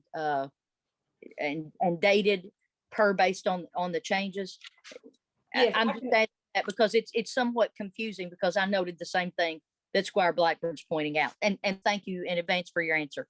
Yes, I can explain that actually. This application needed to be updated. So the individual actually called me, and I wrote that in on number 7. I updated that application per the applicant. So, and then I also wrote in the Park and Golf Lakeview Park. And that's where you get the dates. It was my fault that I didn't change the dates on the other page. That is my error. But that was done by the telephone. So I did that with the approval of the applicant. I just wanted to make sure everything was updated, but I did leave out a couple of dates. I apologize for that. Okay, Squire Tracy. Thank you, Judge. Betty Jo, quick question in regards to two of the golf rehires. Two of those individuals were original appointments by executive order by the judge due to COVID. Are we now bringing them back in as a seasonal employee at the golf shop, or are they still quote unquote under the executive order due to COVID? That is a good question, actually. There's two individuals on there that he's correct. We did bring those in for the additional cleaning. So we listed those as rehires. I'm not for sure on that. I'm not asking for them to be on as an executive order. So they will be a rehire and part of the crew. This is not an executive order appointment. Okay, so they should actually be under the park new hires because they were appointed by you under an executive order is what I'm saying. Just trying to get clarity. Rick, you want to answer that one? If you can. Understand the question. Yeah, well, Betty Jo, she understood the question. Betty Jo, would you please explain how these two individuals were brought on? Yes. Last year. Thank you. Yes, last year and during the summer, we needed additional cleaning on the golf court for the golf courts and so forth, and the balls due to COVID. So under the executive order, Judge Wells, we hired 3 individuals to go out there and do the cleaning due to COVID, due to the pandemic. So the question is basically which those were under the executive order. Those was not under rehire. So I believe what Scotty Tracy is saying basically that those should probably be under the new hires because they was under the executive order last year, but this year they are not. Is that correct? Thank you, Betty Jo. Squire, does that answer your question? Judge, answer that. Y'all, you got your answer for those questions? Yeah, I did mine. Okay. So Tamara, Judge, can we edit that abstract to put those 2 individuals on new hires? Because they would not be under the executive order. I understand the situation. I will need Charlie to send that to me in Word format. He sent it to me as a PDF, so I cannot edit this form. Okay, Charlie, can you please edit that and send that back to Tamara, and so we can have that updated in the court to vote today? Is there any way you could do that? And can we do that? It's not going to change the vote. The authorization when we make the motion will read correctly. Okay, thank you. Squire Muller? I can do that. Thank you, Judge. But in order for us to vote on it, wouldn't we need to see their applications? Because I don't know these people. I don't know what their background is or anything like that. I'm just asking. You wouldn't see their background because they're under 18. I can resubmit those 2 applications. I believe there's 2. It's the last 2, correct? It's under golf rehires. It's the last 2 individuals there. I know who they are. I just didn't want to. Well, what do y'all want to do? You want her to send them to you now, or you want me to pull them and put them back on for the March 9th? Judge, I have a request as Charlie. They're gonna be doing the same job, but anyway, let's pull them so I can get back in front of my computer and resubmit those, I guess, in the correct format, PDF or Word, whichever was requested. That'll give me time to do that, and we can pull them and put them on the next court if that makes it easier. As new hires, not rehires. As new hires, yes. Okay. All right. Squire Tracy, you've had your hand up. I did. Thank you, Judge. Charlie, quick question. If they're going to be doing the same job, which obviously they was brought in to do COVID cleaning and so forth, how will that affect your budget, your line item? Or are these 2 individuals going to fall in basically under scheduling, the management of scheduling times that you oversee? Well, it's definitely going to affect the budget it did last year. Like I say, we're probably going to be looking to move some money around from seasonal park funds and move them down to seasonal golf funds to, stay within the overall park and golf budget. That will be the request. But yeah, they will, we'll work around their school schedules and hopefully they're available on some weekend days when we get a little more busy. Their time will be limited because of classwork, but I will work with them directly with their schedule, and that will, that'll come out of our seasonal line item. Okay. Thank you, Charlie. Betty Jo, quick question.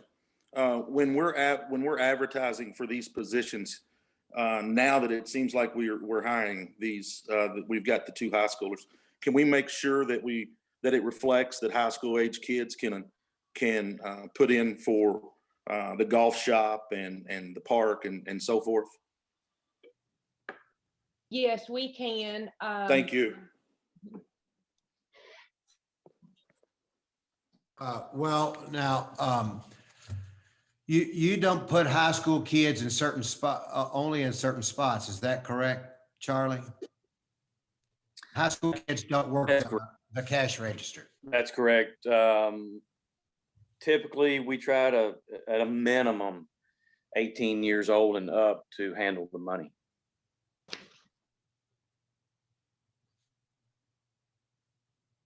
Right. And I agree with that, Charlie, 100%. But I think you're noted as saying that you got somebody picking up golf balls. That can be 16, 15, 16 and above. You got somebody cleaning carts. That can be a high school kid. I think it would be great to get some high schoolers in here and get them over there working. And I know the city at one time, they used to kind of trade out. If you put carts up or you pick this up or done that, you got to actually play a round of golf every once in a while. So I think the more that we get kids involved, the better off we are. Well, thank you, Betty Jo. We've got how many? 3 high school students that we're hiring.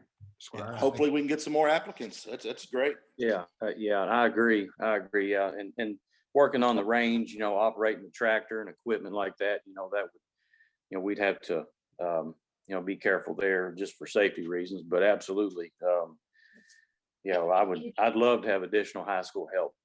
And just an update too, so you'll know, I can change that. We can change that on the website for 14 and above.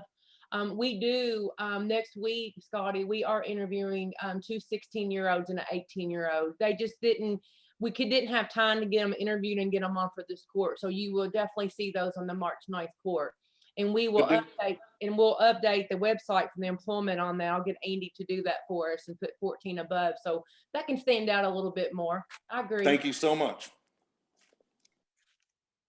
All right. Any other questions on that one? Okay.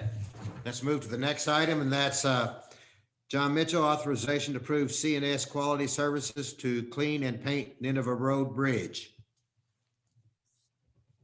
Yeah, this is something that's been on the plate for a year or two, and we've been actively looking for somebody to do this. We were going to tackle it ourselves, but there's a lot of environmental stuff that goes on here because this thing's right over top the water.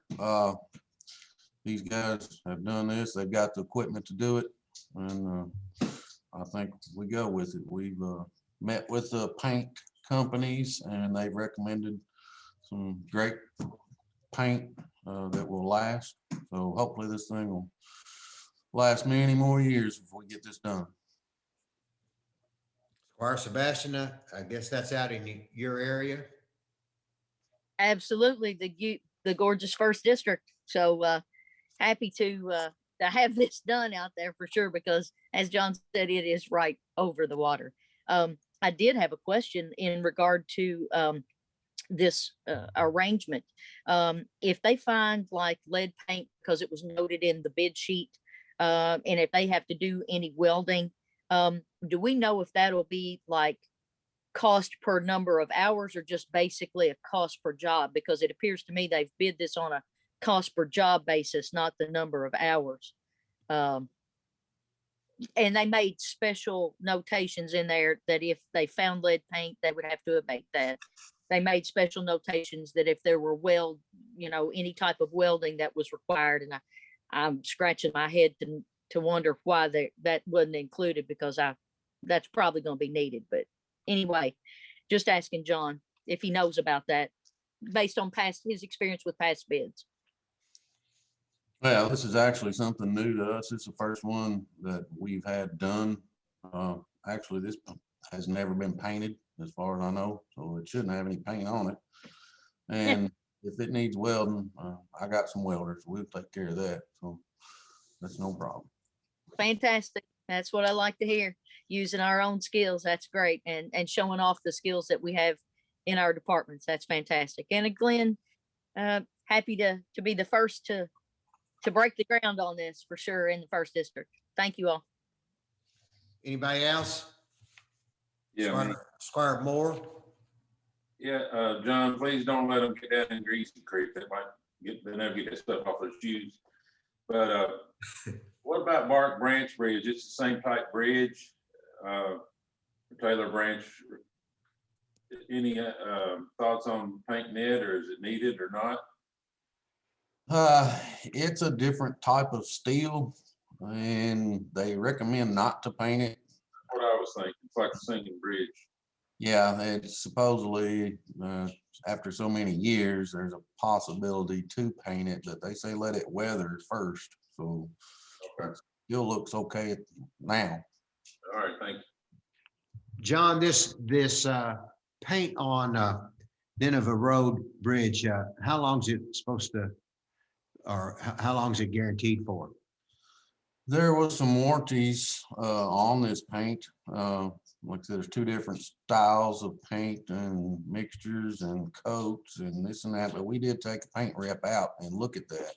And he's recommended some very good paint. I think a lot of this had some, 5-6 year warranty just on the paint. So, we'll watch it and see what it does. It's better than what it is now. So hopefully it'll all work out. Okay. Squire Muller. Thank you, Judge.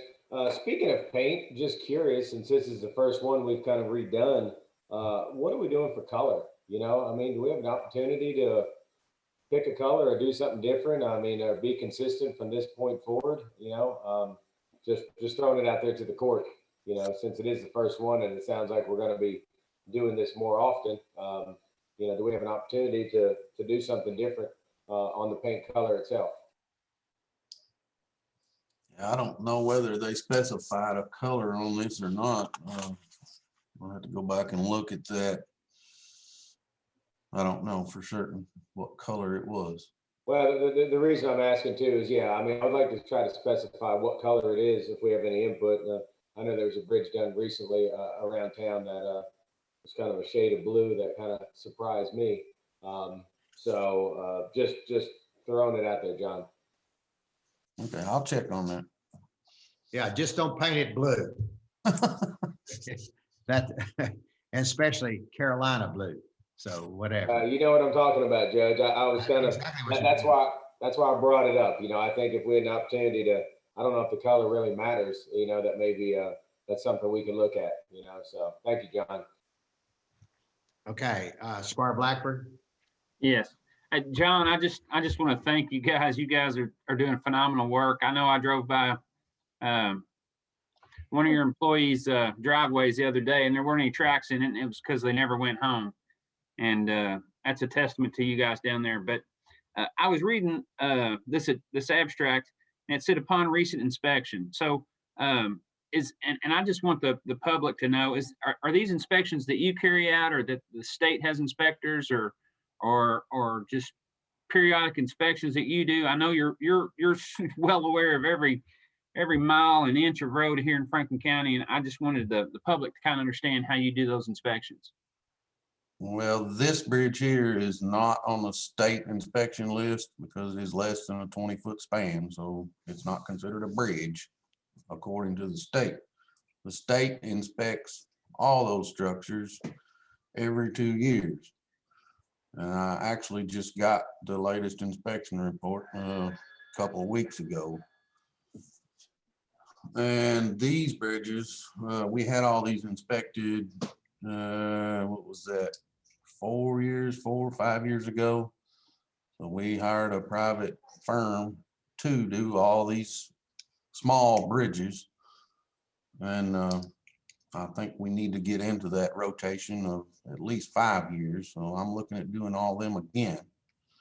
But this was noted somewhat in their first inspection, and we've kept an eye on it, and it's time to do it. Wonderful, John. I'm glad you're proactive. It's a good precedent to set. Squire Booth. During my first term, that was a big deal, those bridges, and they were inspected, and I guess the road supervisor hired someone to do that. And that was about 3 or 4 years ago. Yes, and you did that because there are a lot of bridges in the county that go over small streams. Sometimes they flood, but they're there and they need to be protected.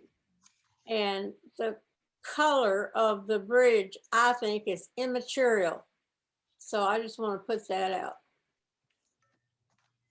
It's immaterial until you get a color that people don't like, and then it becomes material. So trust me, there's a lot of phone calls on a Carolina blue bridge.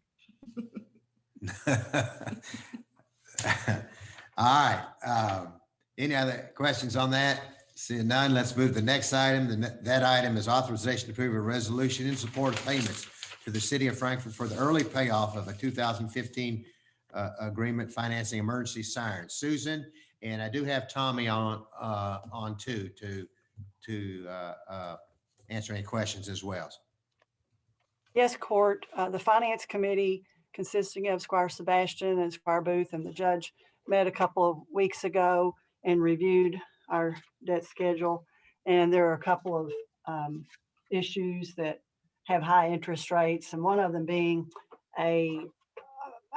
well, it's actually an issue. It's a debt issue on the city side, but the county has an agreement where we pay a good portion of it because it's for emergency warning sirens. And we have the opportunity to pay that off early and recognize some interest savings. And that's what was discussed with the Finance Committee, that we have some cash available that would be appropriately used, for that purpose to save the county some money.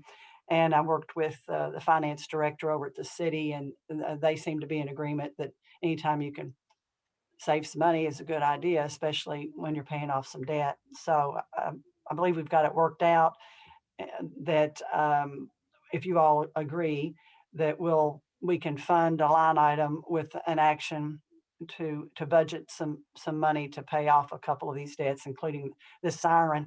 We put this in a resolution as a separate item, as a single item, simply because the original action was some sort of court action for a memorandum of agreement with the city. And this will just basically put on record what the intent of the funds to the city are for, and that it's for the purpose of paying off our debt portion of a debt.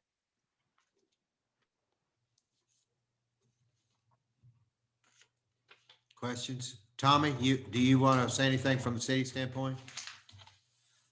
Judge, we concur. If you all pass this resolution or whatever it is you need to do to pay off your share of the sirens, I'll take it to the Board of Commissioners at the voting meeting, and we'll get, I can't imagine that they would not agree to do that. It's going to save everybody a little bit of interest money. So Ms. Alicia Boyd agrees with it, and that's all I needed to hear was from her. Squire Muller. Judge, I'd just like to take a moment to thank Squire Booth, Squire Sebastian, and yourself for being on the Energy Committee and bringing this to the court. So anytime we can save some money, thank you. That's Finance Committee, but that's. Yeah, sorry. All right. Anything else? Okay, Tommy, thank you for being on. Appreciate it. If you don't mind, in a moment, I'm going to talk about vaccinations. Okay, be just a second. All right. The next item, Susan, this is a first reading of amendment number 3 relating to the budget. You want to talk about that? Yes, sir. This is an extension of the resolution for paying off making early payments on our debt issues. We have some money budgeted already for debt service, but we need some additional funds in order to make these lump sum payoffs. So I've calculated, I believe correctly, that the amount that we need is $175,000 of additional budget for making those debt service payments. And again, at the discussion and recommendation of the Finance Committee, we have some excess fees from the county clerk for the year. So we were going to use a portion of those to make that transfer for the purpose of the debt service payments. Question, Squire Booth? Can't hear you, Squire Booth. There was another comparatively high interest rate, and that was for the building that is now used as the offices of the sheriff and the coroner. And that was part of that $175,000. Is that scheduled for a later meeting? Another fiscal. Thank you for clarifying that, Squire Booth. It's in the bills to pay. It didn't require really an agenda line item. The only reason I did the agenda line item for the sirens was, like I said, because it's not our debt. But the 98,000 balance on the safety complex issue is in the bills to pay. So with that action today, I'll carry that check down to Whitaker and we'll pay that off and then just earn interest instead of pay interest. Okay, any other questions? Okay, the next one, Susan, is receive the treasurer's report. Well, as Charlie pointed out, yes, there will be a later budget transfer required for the seasonal golf because they did have some increased expenses associated with being open during COVID. So I'm glad he's working with that in mind from the park line to the golf line. We'll see that later on. You probably noticed in the bills that there is a large payment on the to Farmdale Sanitation. That's on the sewer rehab project, which they have active contracts on. So we receive a draw of a portion of that from the EPA grant. So we received $75,000, and our fiscal courts portion of that check that's going out is around $62,000. So even though you'll see that invoice to Farmdale Sanitation, it's 130, whatever it is. A portion of that is received back from the EPA grant that we have. So that's a primary expenditure that's, I believe, and Robert will know the timing of that, but it looks like that as we go into the spring, that's going to become more active and you'll see more bills associated with that project. There will be, and you can see, because we budgeted, we had a continuation budget, and because we did not budget any growth in our revenue because of the major uncertainties at the time when we passed this budget in the midst of a disaster, we will have a number of revenue accounts that will come in. Our actual receipts will be greater than what we budgeted, which is a good thing, and we will address that at a later date. So there will be a number of cleanup issues to take place, but I just isolated this one amendment so that, again, for clarity, hopefully, with the excess fees and the use of those for the debt payments. Squire Booth?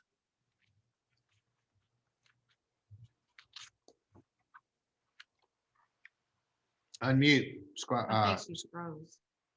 I would like to know the Farmdale sanitation project time frame. I'm asking not the treasurer, but the director of planning. Mr. Hewitt, can you respond to Squire Booth's question? With these monies, I think she's alluding to, Susan said there'll be a lot of work this spring. So what type of work is being done to with these monies? Just recently, the engineering design firm was authorized to commence design drawings for the pump station and the sewer interceptors. But that is what the treasurer is referring to, is that you'll start to see invoices come in for that. Once those plans are completed and approved by the Division of Water and the EPA, then the project will be able to go out to bid, assuming that adequate funding could be identified prior to bid. So design work will get started, it'll probably take a year. In terms of construction, that's all subject to funding. There is a sign outside the water district office about work beginning on the sanitation, the sewer program, and I thought it was Coolbrook, but it is not Coolbrook. Is there any progress on that program? Actually, that sign is referencing the Coolbrook rehab project that was funded by KIA. So we had a progress meeting yesterday. The contractor is approximately 23% complete. They have a pay application coming to the next sanitation district board meeting, the first of the month in March. They have completed numerous point repairs, installed quite a few cleanouts to customers' laterals. They've done several lining projects within the mains. So far, between projects that weren't as bad as originally thought, and then adding some additional things, budget-wise, the project is still on track. They have been making good timing. Of course, right now the weather's got them held back a little bit, but otherwise, when they do have the opportunity to work, they really are quite productive. So they are on schedule, and the budget is looking good still. So we're very pleased. I plan on being out in the field next week with the contractor and the engineering firm, just to go over some minor issues that came up. I am very glad to hear that. Thank you for your hard work on that. You're welcome. Okay, thank you, Squire Booth. Next item is payment of claims. Susan? Hey, Judge, can I ask Susan a question? Yes, go ahead. Thank you. And thank you, Susan, for presenting everything. I know when we passed a continuation budget, we weren't sure about what was going to happen this year and things. And you just made a comment that you feel like a lot of the areas were going to come in better than anticipated, which is a phenomenal thing. How do you feel overall, as far as we're doing as a county compared to where we were when we started? Well, as far as better than anticipated, we didn't budget any growth. So in most years, we would be reaching our targets because we would have projected some growth and some figures that would have been more in line with this our history of receipts and trends. But we were extremely conservative on the revenue side, not knowing what was going to happen. So we've, as a county, been as a county government and jurisdiction, because of we don't have a tax structure that is based on sales tax. That's we haven't suffered the way some people across the country have, or some of the jurisdictions across the country, because they're so dependent on that type of activity, where we are very dependent on and heavily dependent on property taxes. And that's, our primary structure is property taxes, because we don't really have much tax diversification as far as of revenue types go. So that being said, that is still a very reliable source of revenue, even in times of disaster. The other thing that has really provided some, and we should be very well aware of this, noted resiliency, again, in Franklin County Fiscal Court finances, is that we have a solid cash reserve and very little debt. So again, because of that, because we had enough cash on hand, we've been able to front funds where the state may be late, or the state is not passing on monies towards us. So that you call it retained earnings, or you call it reserves, or you call it surplus, or you call it whatever you want to, but it still, if it's cash in bank, that has helped provide us some security for continuing to feel comfortable with providing all of our operations, in particular with a full service countywide fire department, and not have to make any cuts. So that has been a real blessing for Franklin County to have that kind of makeup, and be able to not have to cut services. So I guess my question is, do you feel like we're going to come in right near budget? I mean, because my guesstimation was we're going to be down 20% or something like that. But I'm optimistic now that we might actually hit our mark this year. Is that accurate? For receipts, the biggest area of concern is the jail. The jail is a mandated operation and a mandated appropriation, whether you have any money or not. So in that area, if you look at those receipts, are drastically down. So if you isolate that fund, where we do have an impact, and then where we have a shortfall there, we have to make it up, from the general fund. So I don't know if the jailer is on, but clearly, because of the population being down, it's right now it looks like it's only 37% collected for revenue. So that will be a big impact. The other funds are pretty much where they Jay should. Urbana, Susan, if you want him to speak. Sure, absolutely, Jake. Go ahead if you would like to. Hello, everybody. It looks like our revenues are going to be down as we expected. We didn't know what to expect exactly, but the state inmate and the contract labor is way below. State inmates are, we have a whole lot less than we started out with in April. The 3 contract laborers that went out, they paid us for a little while, but with state inmates not getting to go out to work, of course they're going to stop paying. So the revenue end is going to be a shortfall, but the good news is the spending, we've been really tight on our spending, and we should be good there. All right, thank you, Jake. Any other questions? Squire Moore? Yes, what about occupational tax? Where are we on collecting that? Is it up or down or flat?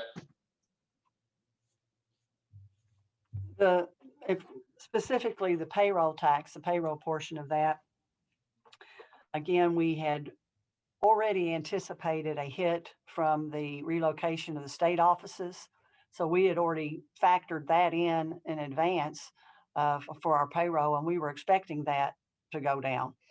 And it has. The state revenue is down, but the state revenue portion of our payroll, I think it's about 15% or 18, something like that, of our total makeup. So we're not as, again, not as heavily reliant on the state payroll as say the city is. So even though we've had a hit dollar wise, it overall impact because of we have a healthy mix of businesses with employees in Franklin County, and once again, the strongest one being our distilled spirits industry. And this distilled spirits industry is strong, and I don't know what proof you want to make it, but it's strong. And and people are working, and that's a good thing. And the manufacturers are working in our industrial park, and that's a good thing. It's unfortunate that so many people aren't able to work and have been so drastically impacted, but it is it should be reassuring that the government operations and the community services that the county is able to provide does have some resilient funding, and we're making budget, and again, because of our conservative budgeting, will most likely exceed our budget. But if you look at the payroll tax, we're at 75% through February, so we still have another quarter to book, and that will be, those receipts will be in at the end of April, 1st of May, and I project we will make our budget. And then as far as net profits and the license fees go there, that's one that's very difficult to ever. You can't predict that on regular times, whatever regular times are, and it's and because of tax codes and so forth, and transitions of impact, that's just extra money. It's not as reliable source of revenue as as property tax or payroll tax is a predictable source of revenue as some of those sources. So, but again, that we will make our budget there, if not exceed it, because it was such a low number that we budgeted for.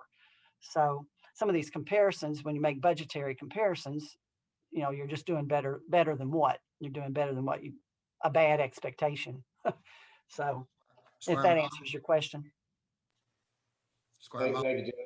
Yeah, thank you, Judge. Kind of where Squire Moore was. Susan, would it be possible for you to kind of do a snapshot maybe, for next meeting of kind of where we are with the overall budget minus any COVID monies in there, just so we can kind of get a real life timeline of where we are?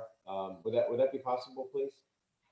Sure, we can. I can do it by categories if you'd like on the receipts, but you do have a very detailed report, and I understand with 4 pages of single line items, it can get a little blurry, and I'll try to make something more concise based on our categories of receipts, and we do have that capability and account trends as well at a great detail level. But I'll try to get it in a summary form, Squire Muller, that's a little more financial friendly. For some of us that don't stare at numbers all day long, and I appreciate you being thorough and detailed, but if you could just kind of give us a snapshot of overall, I think that would help. Absolutely. Okay, Squire Blackburn. We can't hear you. I'm having an issue today, aren't I? Thank you, Judge.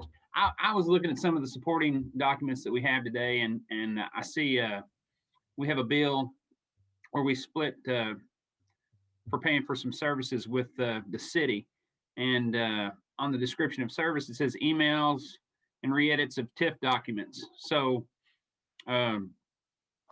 it's not a big bill; it's a small bill, but we're paying for something. I don't think, me as a court member, I haven't seen it yet. So I was wondering. We've been had those every month. We've been paying that. That's part of our agreement that we would pay half the cost with the lawyer. So we. I understand that totally. I'm just saying I'd like to see it. The TIF document. It's been edited and re-edited, and we haven't seen it in a long. I haven't seen it ever, I don't think. Well, it's not really a TIF document. It is an agreement with the Mr. Parsons, the the lawyer representing the TIF program. So it's not a TIF document. So the description of the service is incorrect by saying he's editing the TIF document? Well, we haven't gotten it yet. We haven't gotten he's working on that, but we haven't. None of the city hadn't even gotten it yet. So They typically don't release draft agreements until it's ready to be presented to the body. That's typical what they do, but I don't know in this circumstance, since you all have a contract, you may want to ask Rick what can be provided. I just know somebody's seeing it if they're editing it. So I was just hoping we could be in on the same page. I agree.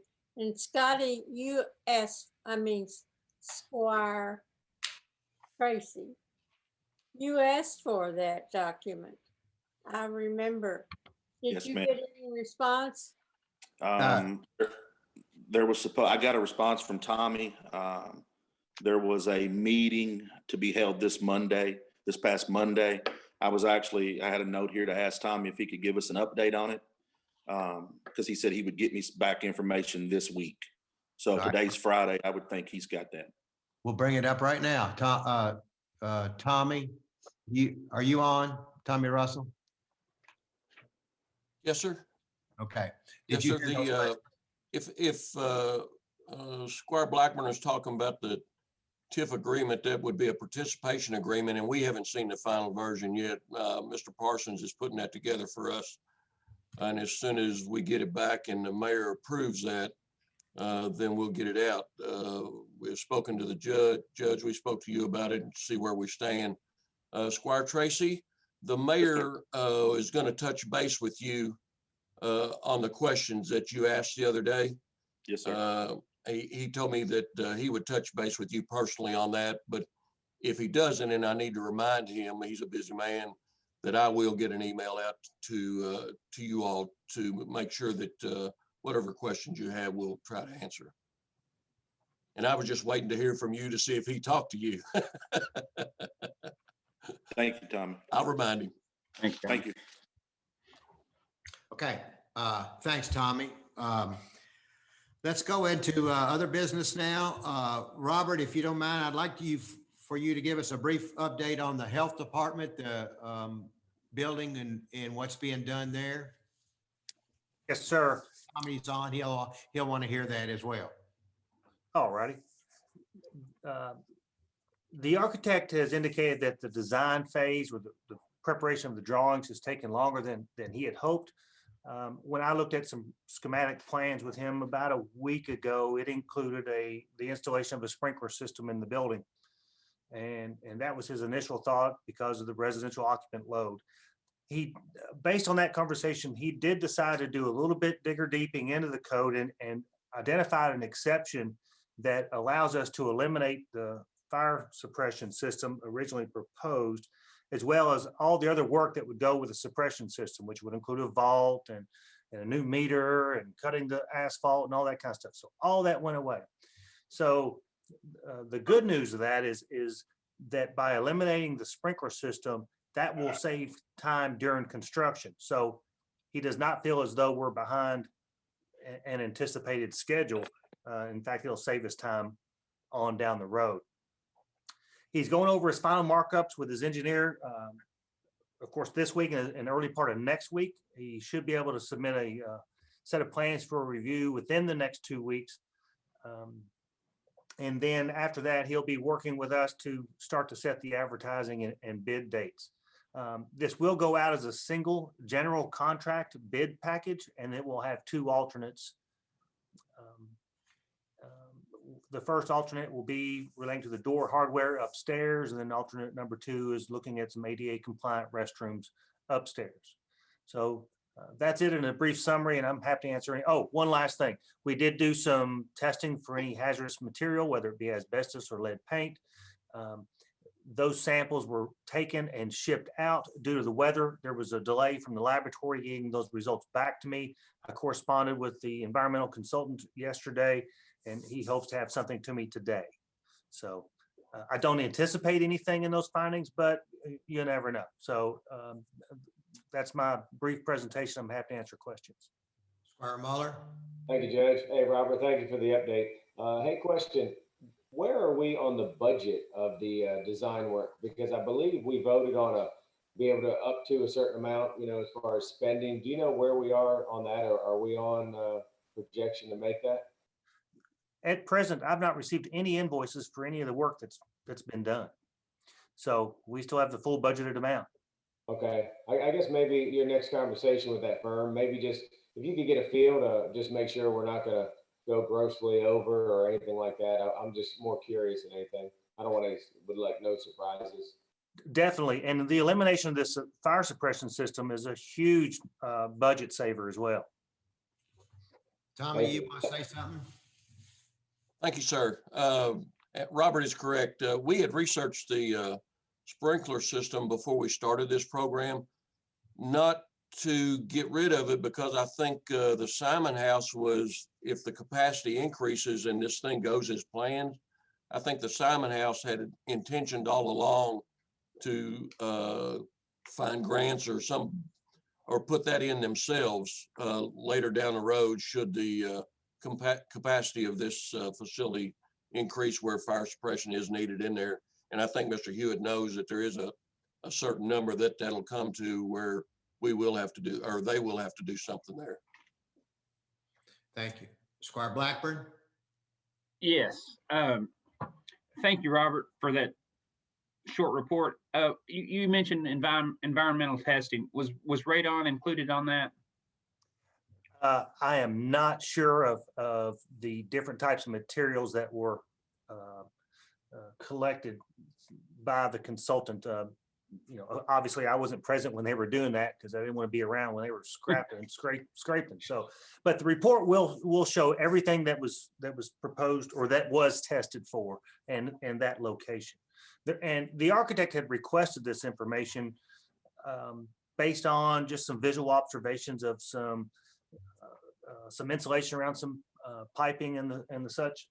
And then also because of the renovation that occurred in 2001, I was unable to find any documentation relating to any of this testing having been done before or any abatement having been done before. So just to ensure that the contractor doesn't have to deal with any of that as a surprise, we went ahead and did the testing. It's a good call. I appreciate it.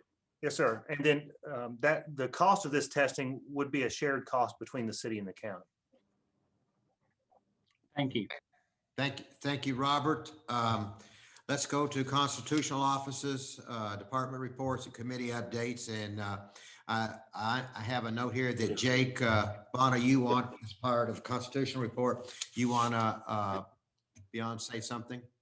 Yes, sir. Thank you. I didn't have anything on the agenda today, and I didn't plan on getting any results back until later this afternoon. But our staff and our medical staff about an hour ago informed me we have some numbers in, and it's fantastic news. I know I don't get to give great news all the time, but our numbers have gone down to 3.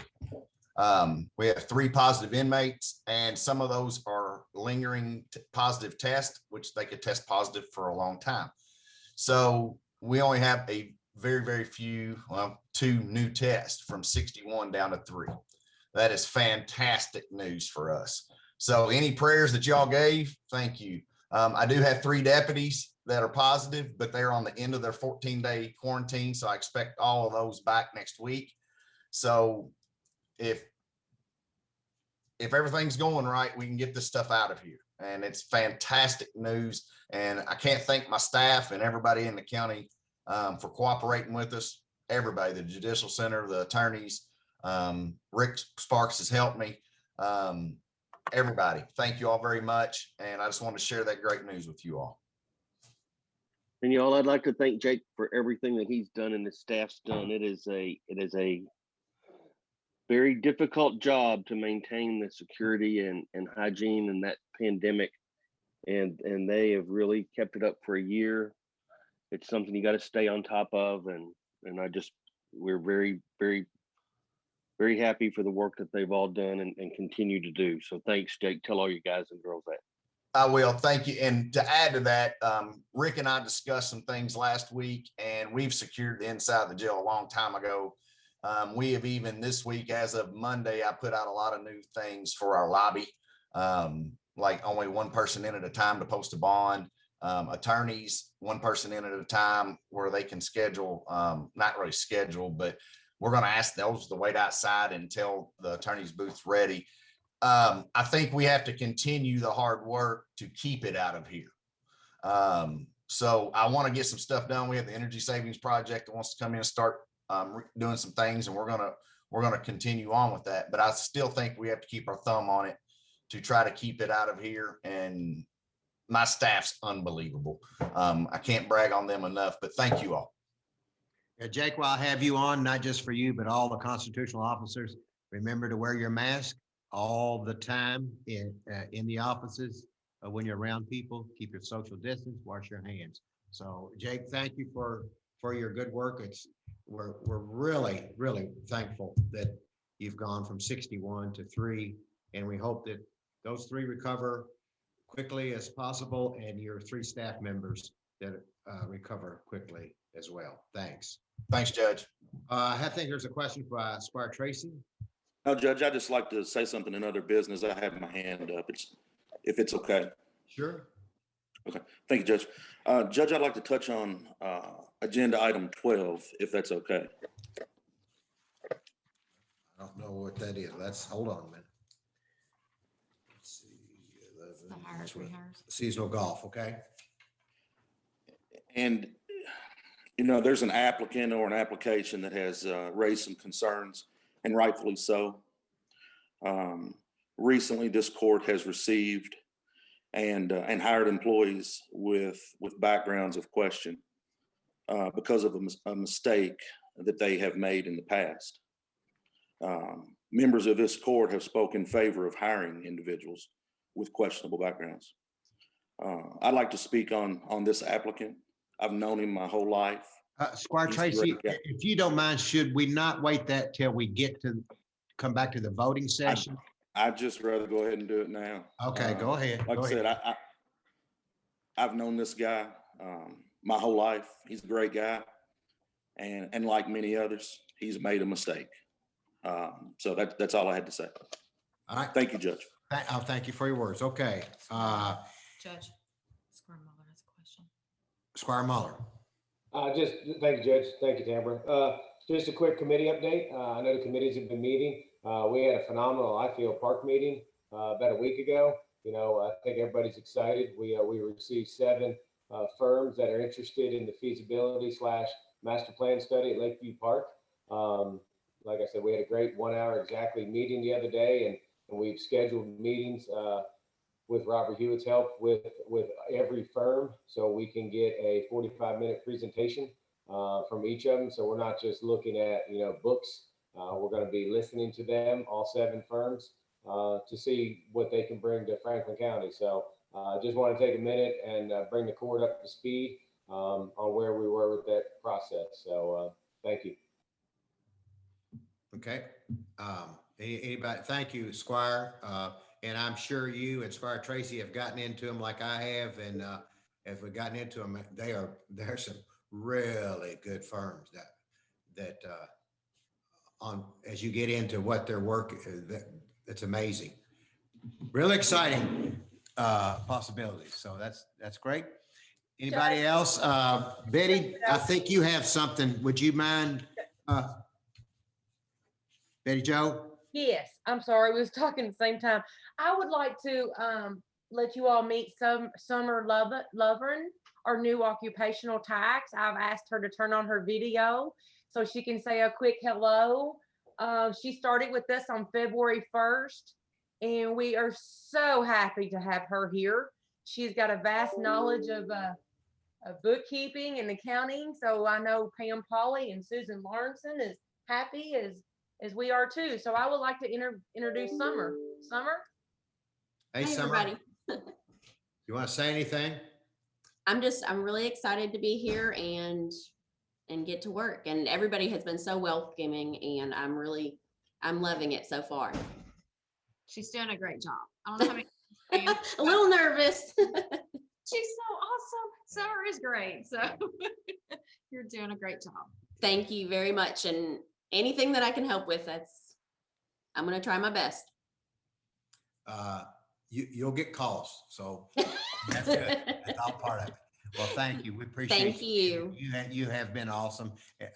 And we're thrilled to death to have you. And I know this has been kind of a crazy time. You just started a few weeks ago, and already Snowstorms and storms and everything else, ice storms. So, well, it'll all straighten up, but we're glad you're here. Thank you so much. I appreciate you. She's not missed a beat. She's been carrying mail in boxes and back out in boxes. So. If there's none, Squire Sebastian. Thank you, Judge. I was just going to see if you had a report for us. I do, and I'm great. I'm just waiting. Excellent. Thank you. I want to give an update on vaccinations. Tommy, you're on, and Andrew, if you would, I'd like for you to put the vaccination, the sheet on the screen, share it with everybody, and especially our general public.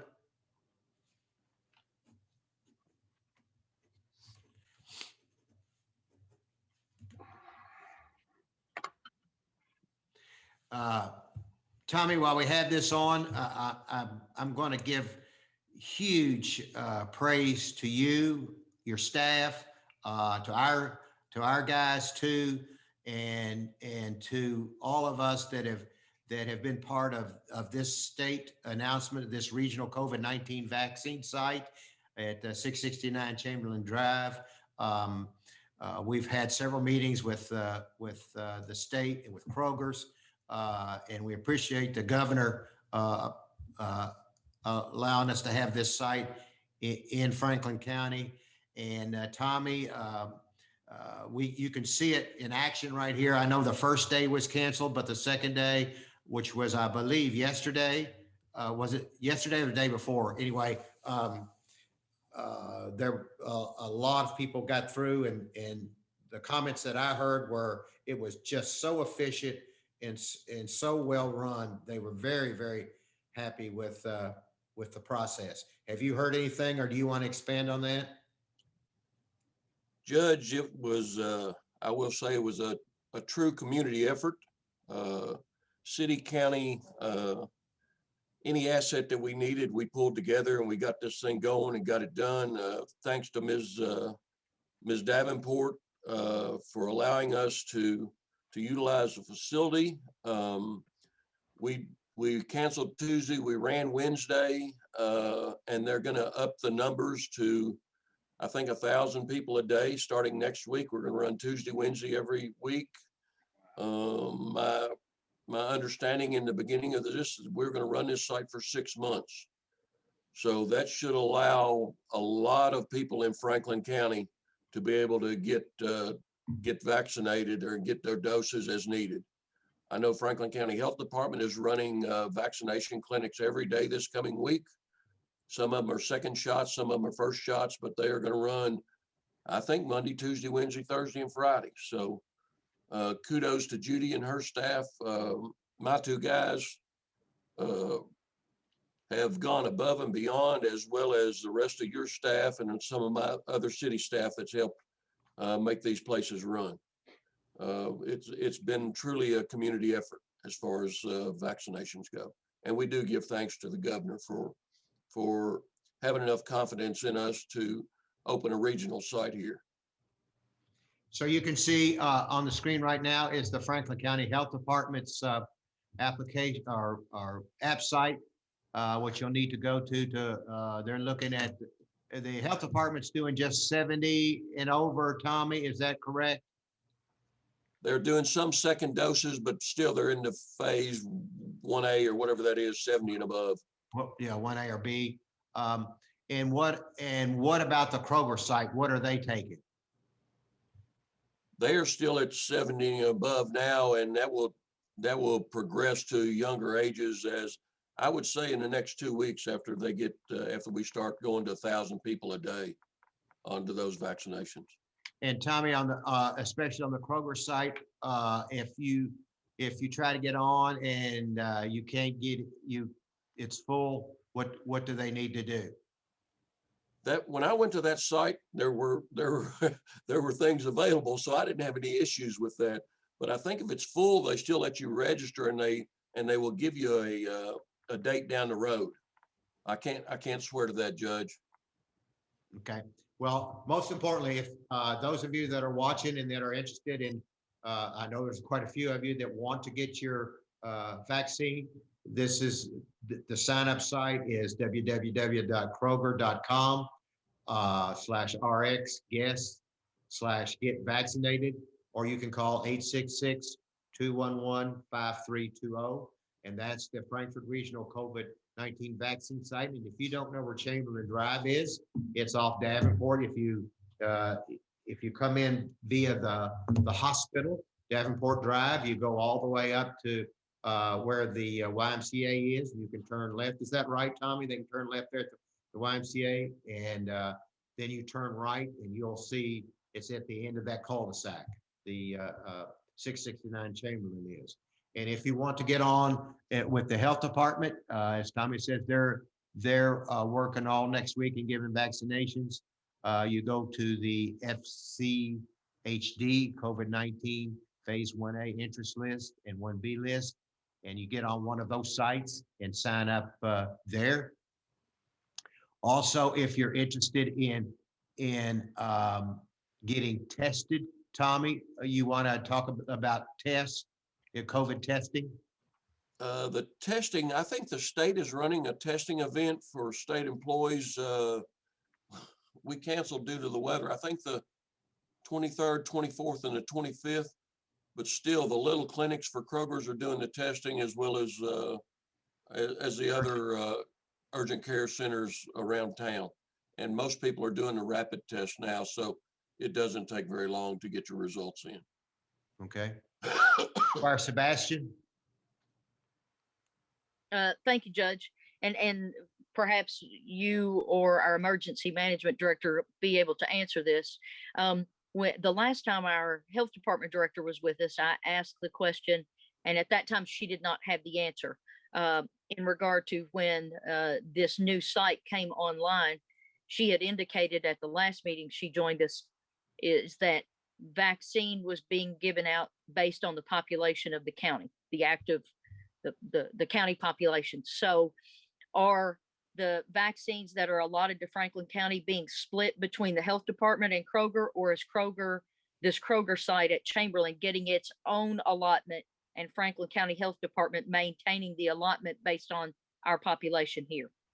So that's one. I have one more, but that one's pretty important. But I asked it last time and she said, it's too soon to know. I think we know the answer to that, and those are separate. And yes, the health department's getting its allotment, and Kroger's is getting an allotment too. And that's because the federal government is getting more doses out, which is great. Fantastic. Thank you so much for that. The second question is does the Franklin County staff fall, our government staff fall somewhere within the tiers? And have we gotten any of our staff vaccinated who are kind of out in the public? And then thank you in advance for that answer. Yes, because of HIPAA, I can't say who they are, but yes. Yes. And we do have a list of essential personnel that if they have odd doses left over and have some left, that we have those personnel that are on a standby on a call basis, and they know they have to be there in 15 minutes. So it makes it simpler for everybody. Sure. And I appreciate that. I wasn't asking for any kind of personally identifiable information, Right. just to find out where our staff kind of fell on that, because we've talked about, the heroic efforts so far of the road department. And I think everybody's touched on that. They're Herculean at this point and certainly needed. So I just wanted to touch on that, but sounds like every base is covered. Thank you very much. Yeah. All right. With nothing else, and that's the end of the work session agenda. We're going to take, it's 12:01. We'll go to 12:06. We'll take a 5-minute recess and come back for the voting session. So we'll take a 5-minute recess at this time and be back at 12:06 or 7. Thank you. Welcome, everybody. This is the Franklin County Fiscal Court for February the 19th, 2021. voting session. Clerk, will you please call the roll? Squire Sebastian, Here. Squire Blackburn, Squire Blackburn? Can't hear you. Present. Present. Squire Muller, Present. Squire Tracy, Here. Squire Booth, Present. Squire Moore, Here. Judge Wells. Here. And we're honored today to be led by with the Pledge of Allegiance by a Stewart Home student. So let's stand for the pledge, and the Stewart Home student, please lead us in the pledge.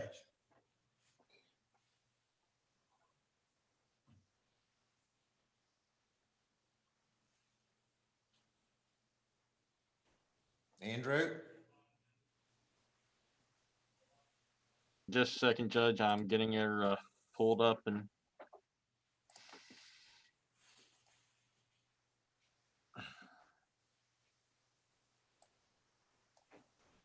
Hi, my name is Dorothy. I am a student at Stewart Home School. Please stand with me as I do the Pledge of Allegiance. I pledge allegiance to the flag of the United States of America, to the republic which stands one nation under God, indivisible, with liberty and justice for all. Thank you, Dorothy. We appreciate that. Thank you very much. Okay, the first item on the agenda is authorization for approval of minutes from our meeting, from our regular meeting of January 28th, 2021. So moved. Moved by Squire Tracy, seconded by Squire Sebastian. Discussion? Call the roll. Squire Sebastian, Yes. Squire Blackburn, Yes. Squire Muller, Yes. Squire Tracy, Yes. Squire Booth, Yes. Squire Moore, Yes. Judge Wells. Yes. Next item is authorization to receive report of the audit of the former Franklin County Sheriff for the period of January 1st, 2018 through January 6th, 2019. So moved. Second. Get that? Discussion? Call the roll. Squire Sebastian, Yes, based on counsel from our county attorney that we are to receive these documents. Yes. Squire Blackburn, Yes. Squire Muller, Yes. Squire Tracy, Yes. Squire Booth, I understand that any possible reaction or action from this report is started by our acknowledging our receipt of this audit report. So I vote yes. Squire Moore, Yes. Judge Wells. Yes. Next item is authorization to receive report of the audit of former Franklin County Sheriff's settlement 2018 taxes for a period of April 17th, 2018 through January 6th, 2019. So moved. Second. Discussion? Call the roll. Squire Sebastian, Yes. Squire Blackburn, Yes. Squire Muller, Yes. Squire Tracy, Yes. Squire Booth, Yes. Squire Moore, Yes. Judge Wells. Yes. Next item is authorization to receive the report of the audit of the current Franklin County Sheriff for the period of January 7th, 2019 through December 31st, 2019. So So moved. moved. Second. Booth and Blackburn. Thank you. Discussion?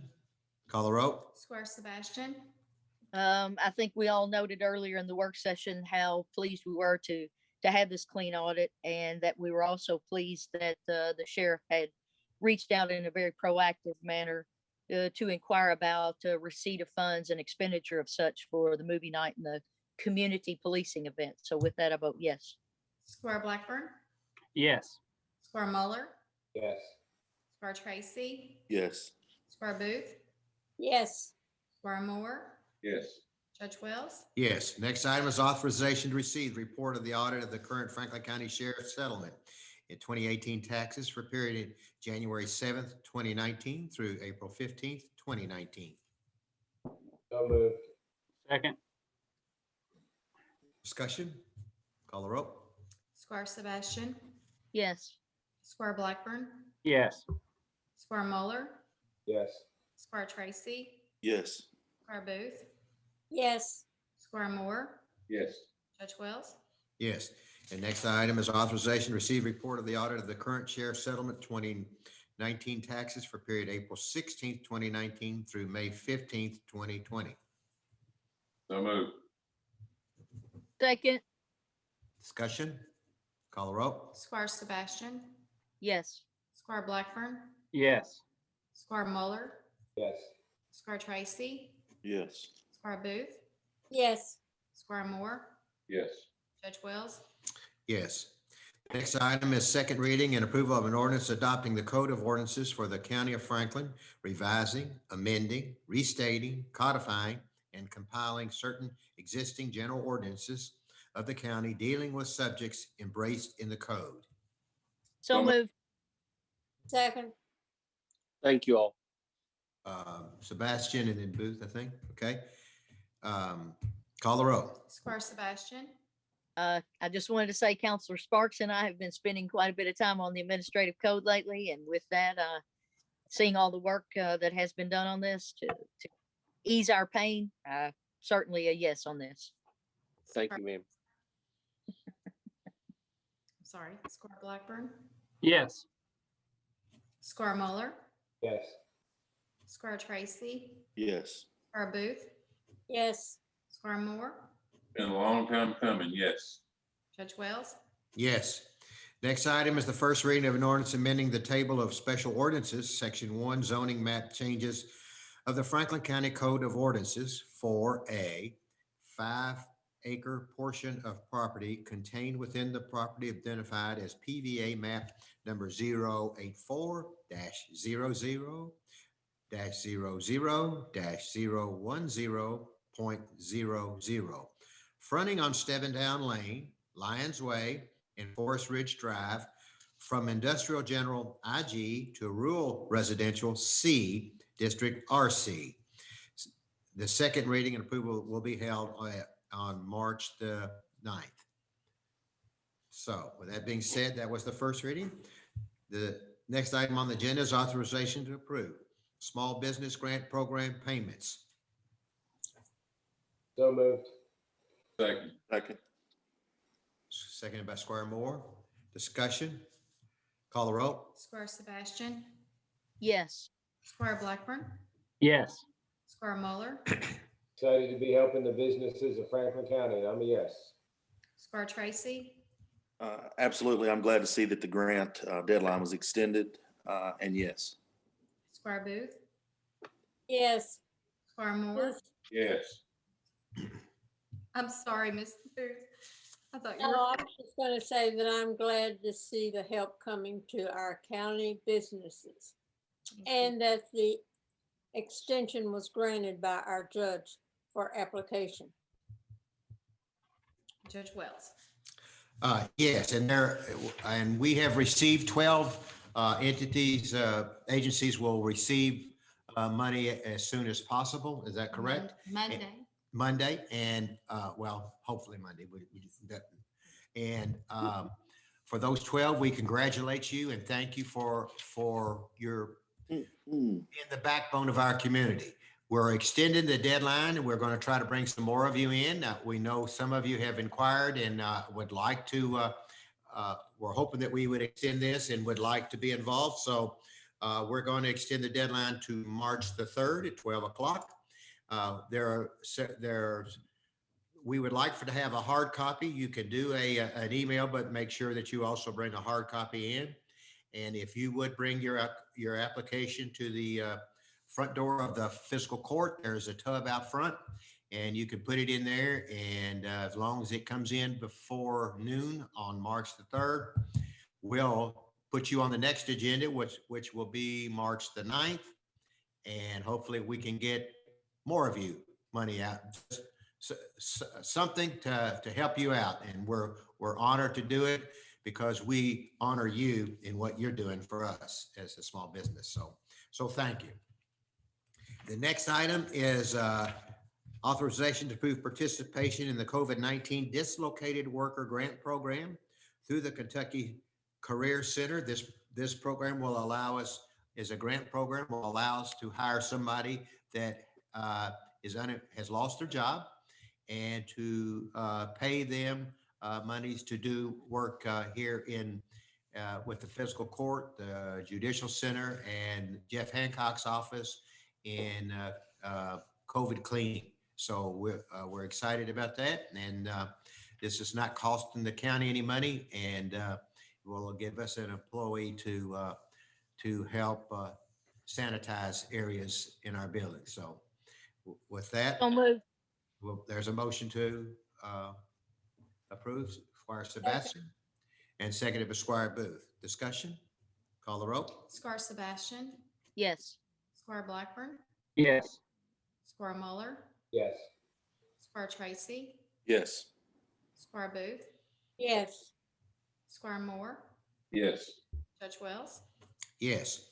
Now, just for sake for all of you that are watching and are not used to how we do things in the county, we're going to do several hires, well, more than several, quite a few hires for our park and our golf course. And we have to do them individually. So bear with us because it's going to be a few minutes to do these and go through the process one at a time. So we're going to start with authorization to rehire Jim Parrish as a seasonal park employee. So moved. And then a second. Motion by Squire Muller. Is there a second? Second. Seconded by Squire. Who said that?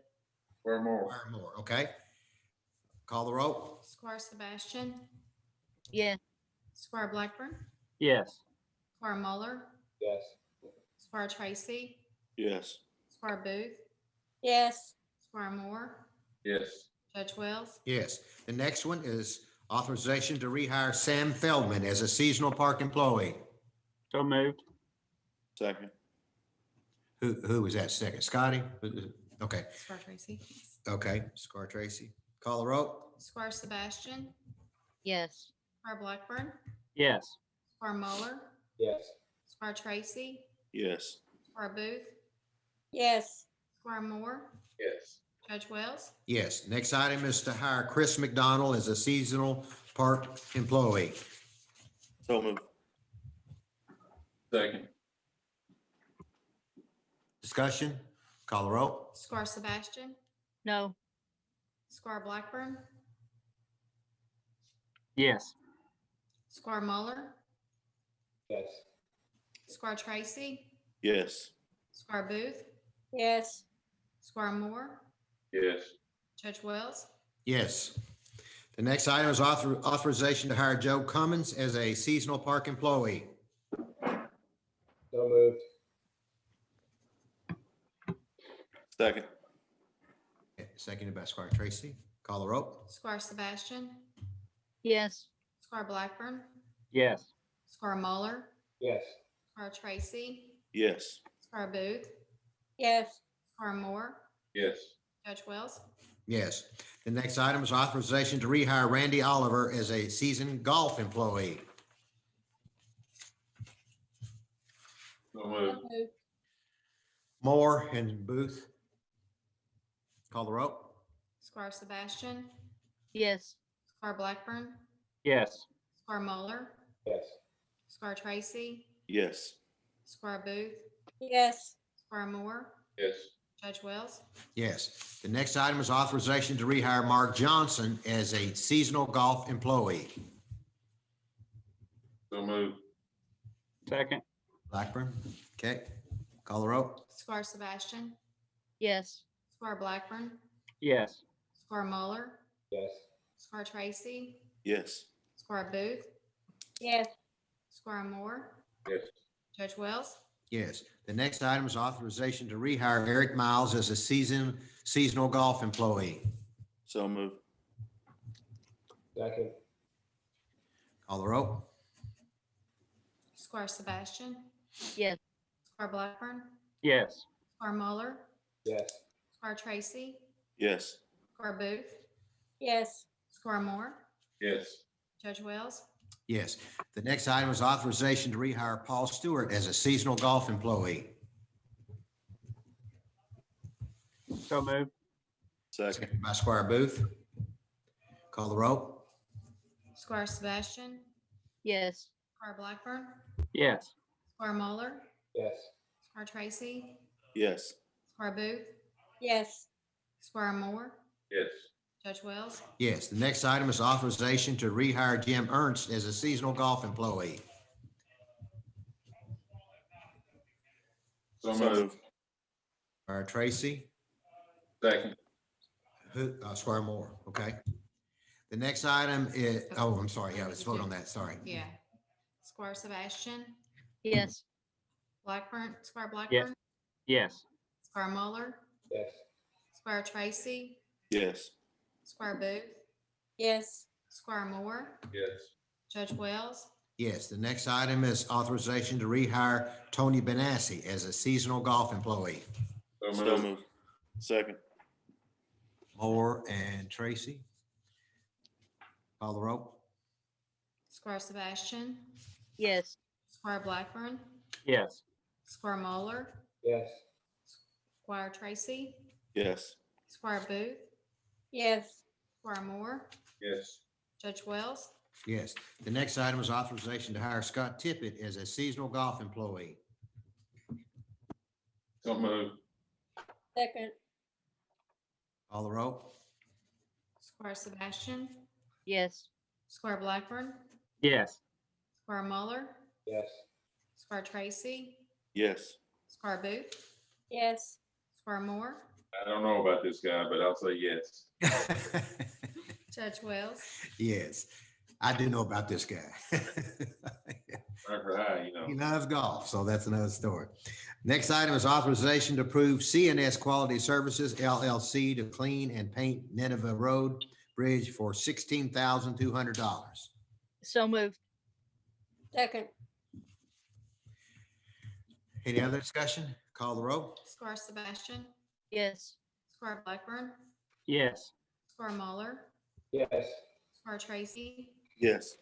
Squire Booth, yes, Squire Moore, Yes. Judge Wells. Yes. The next item is authorization to approve a resolution in support of payment to the city of Frankfurt for early payoff of a 2015 agreement financing emergency sirens. So moved. second,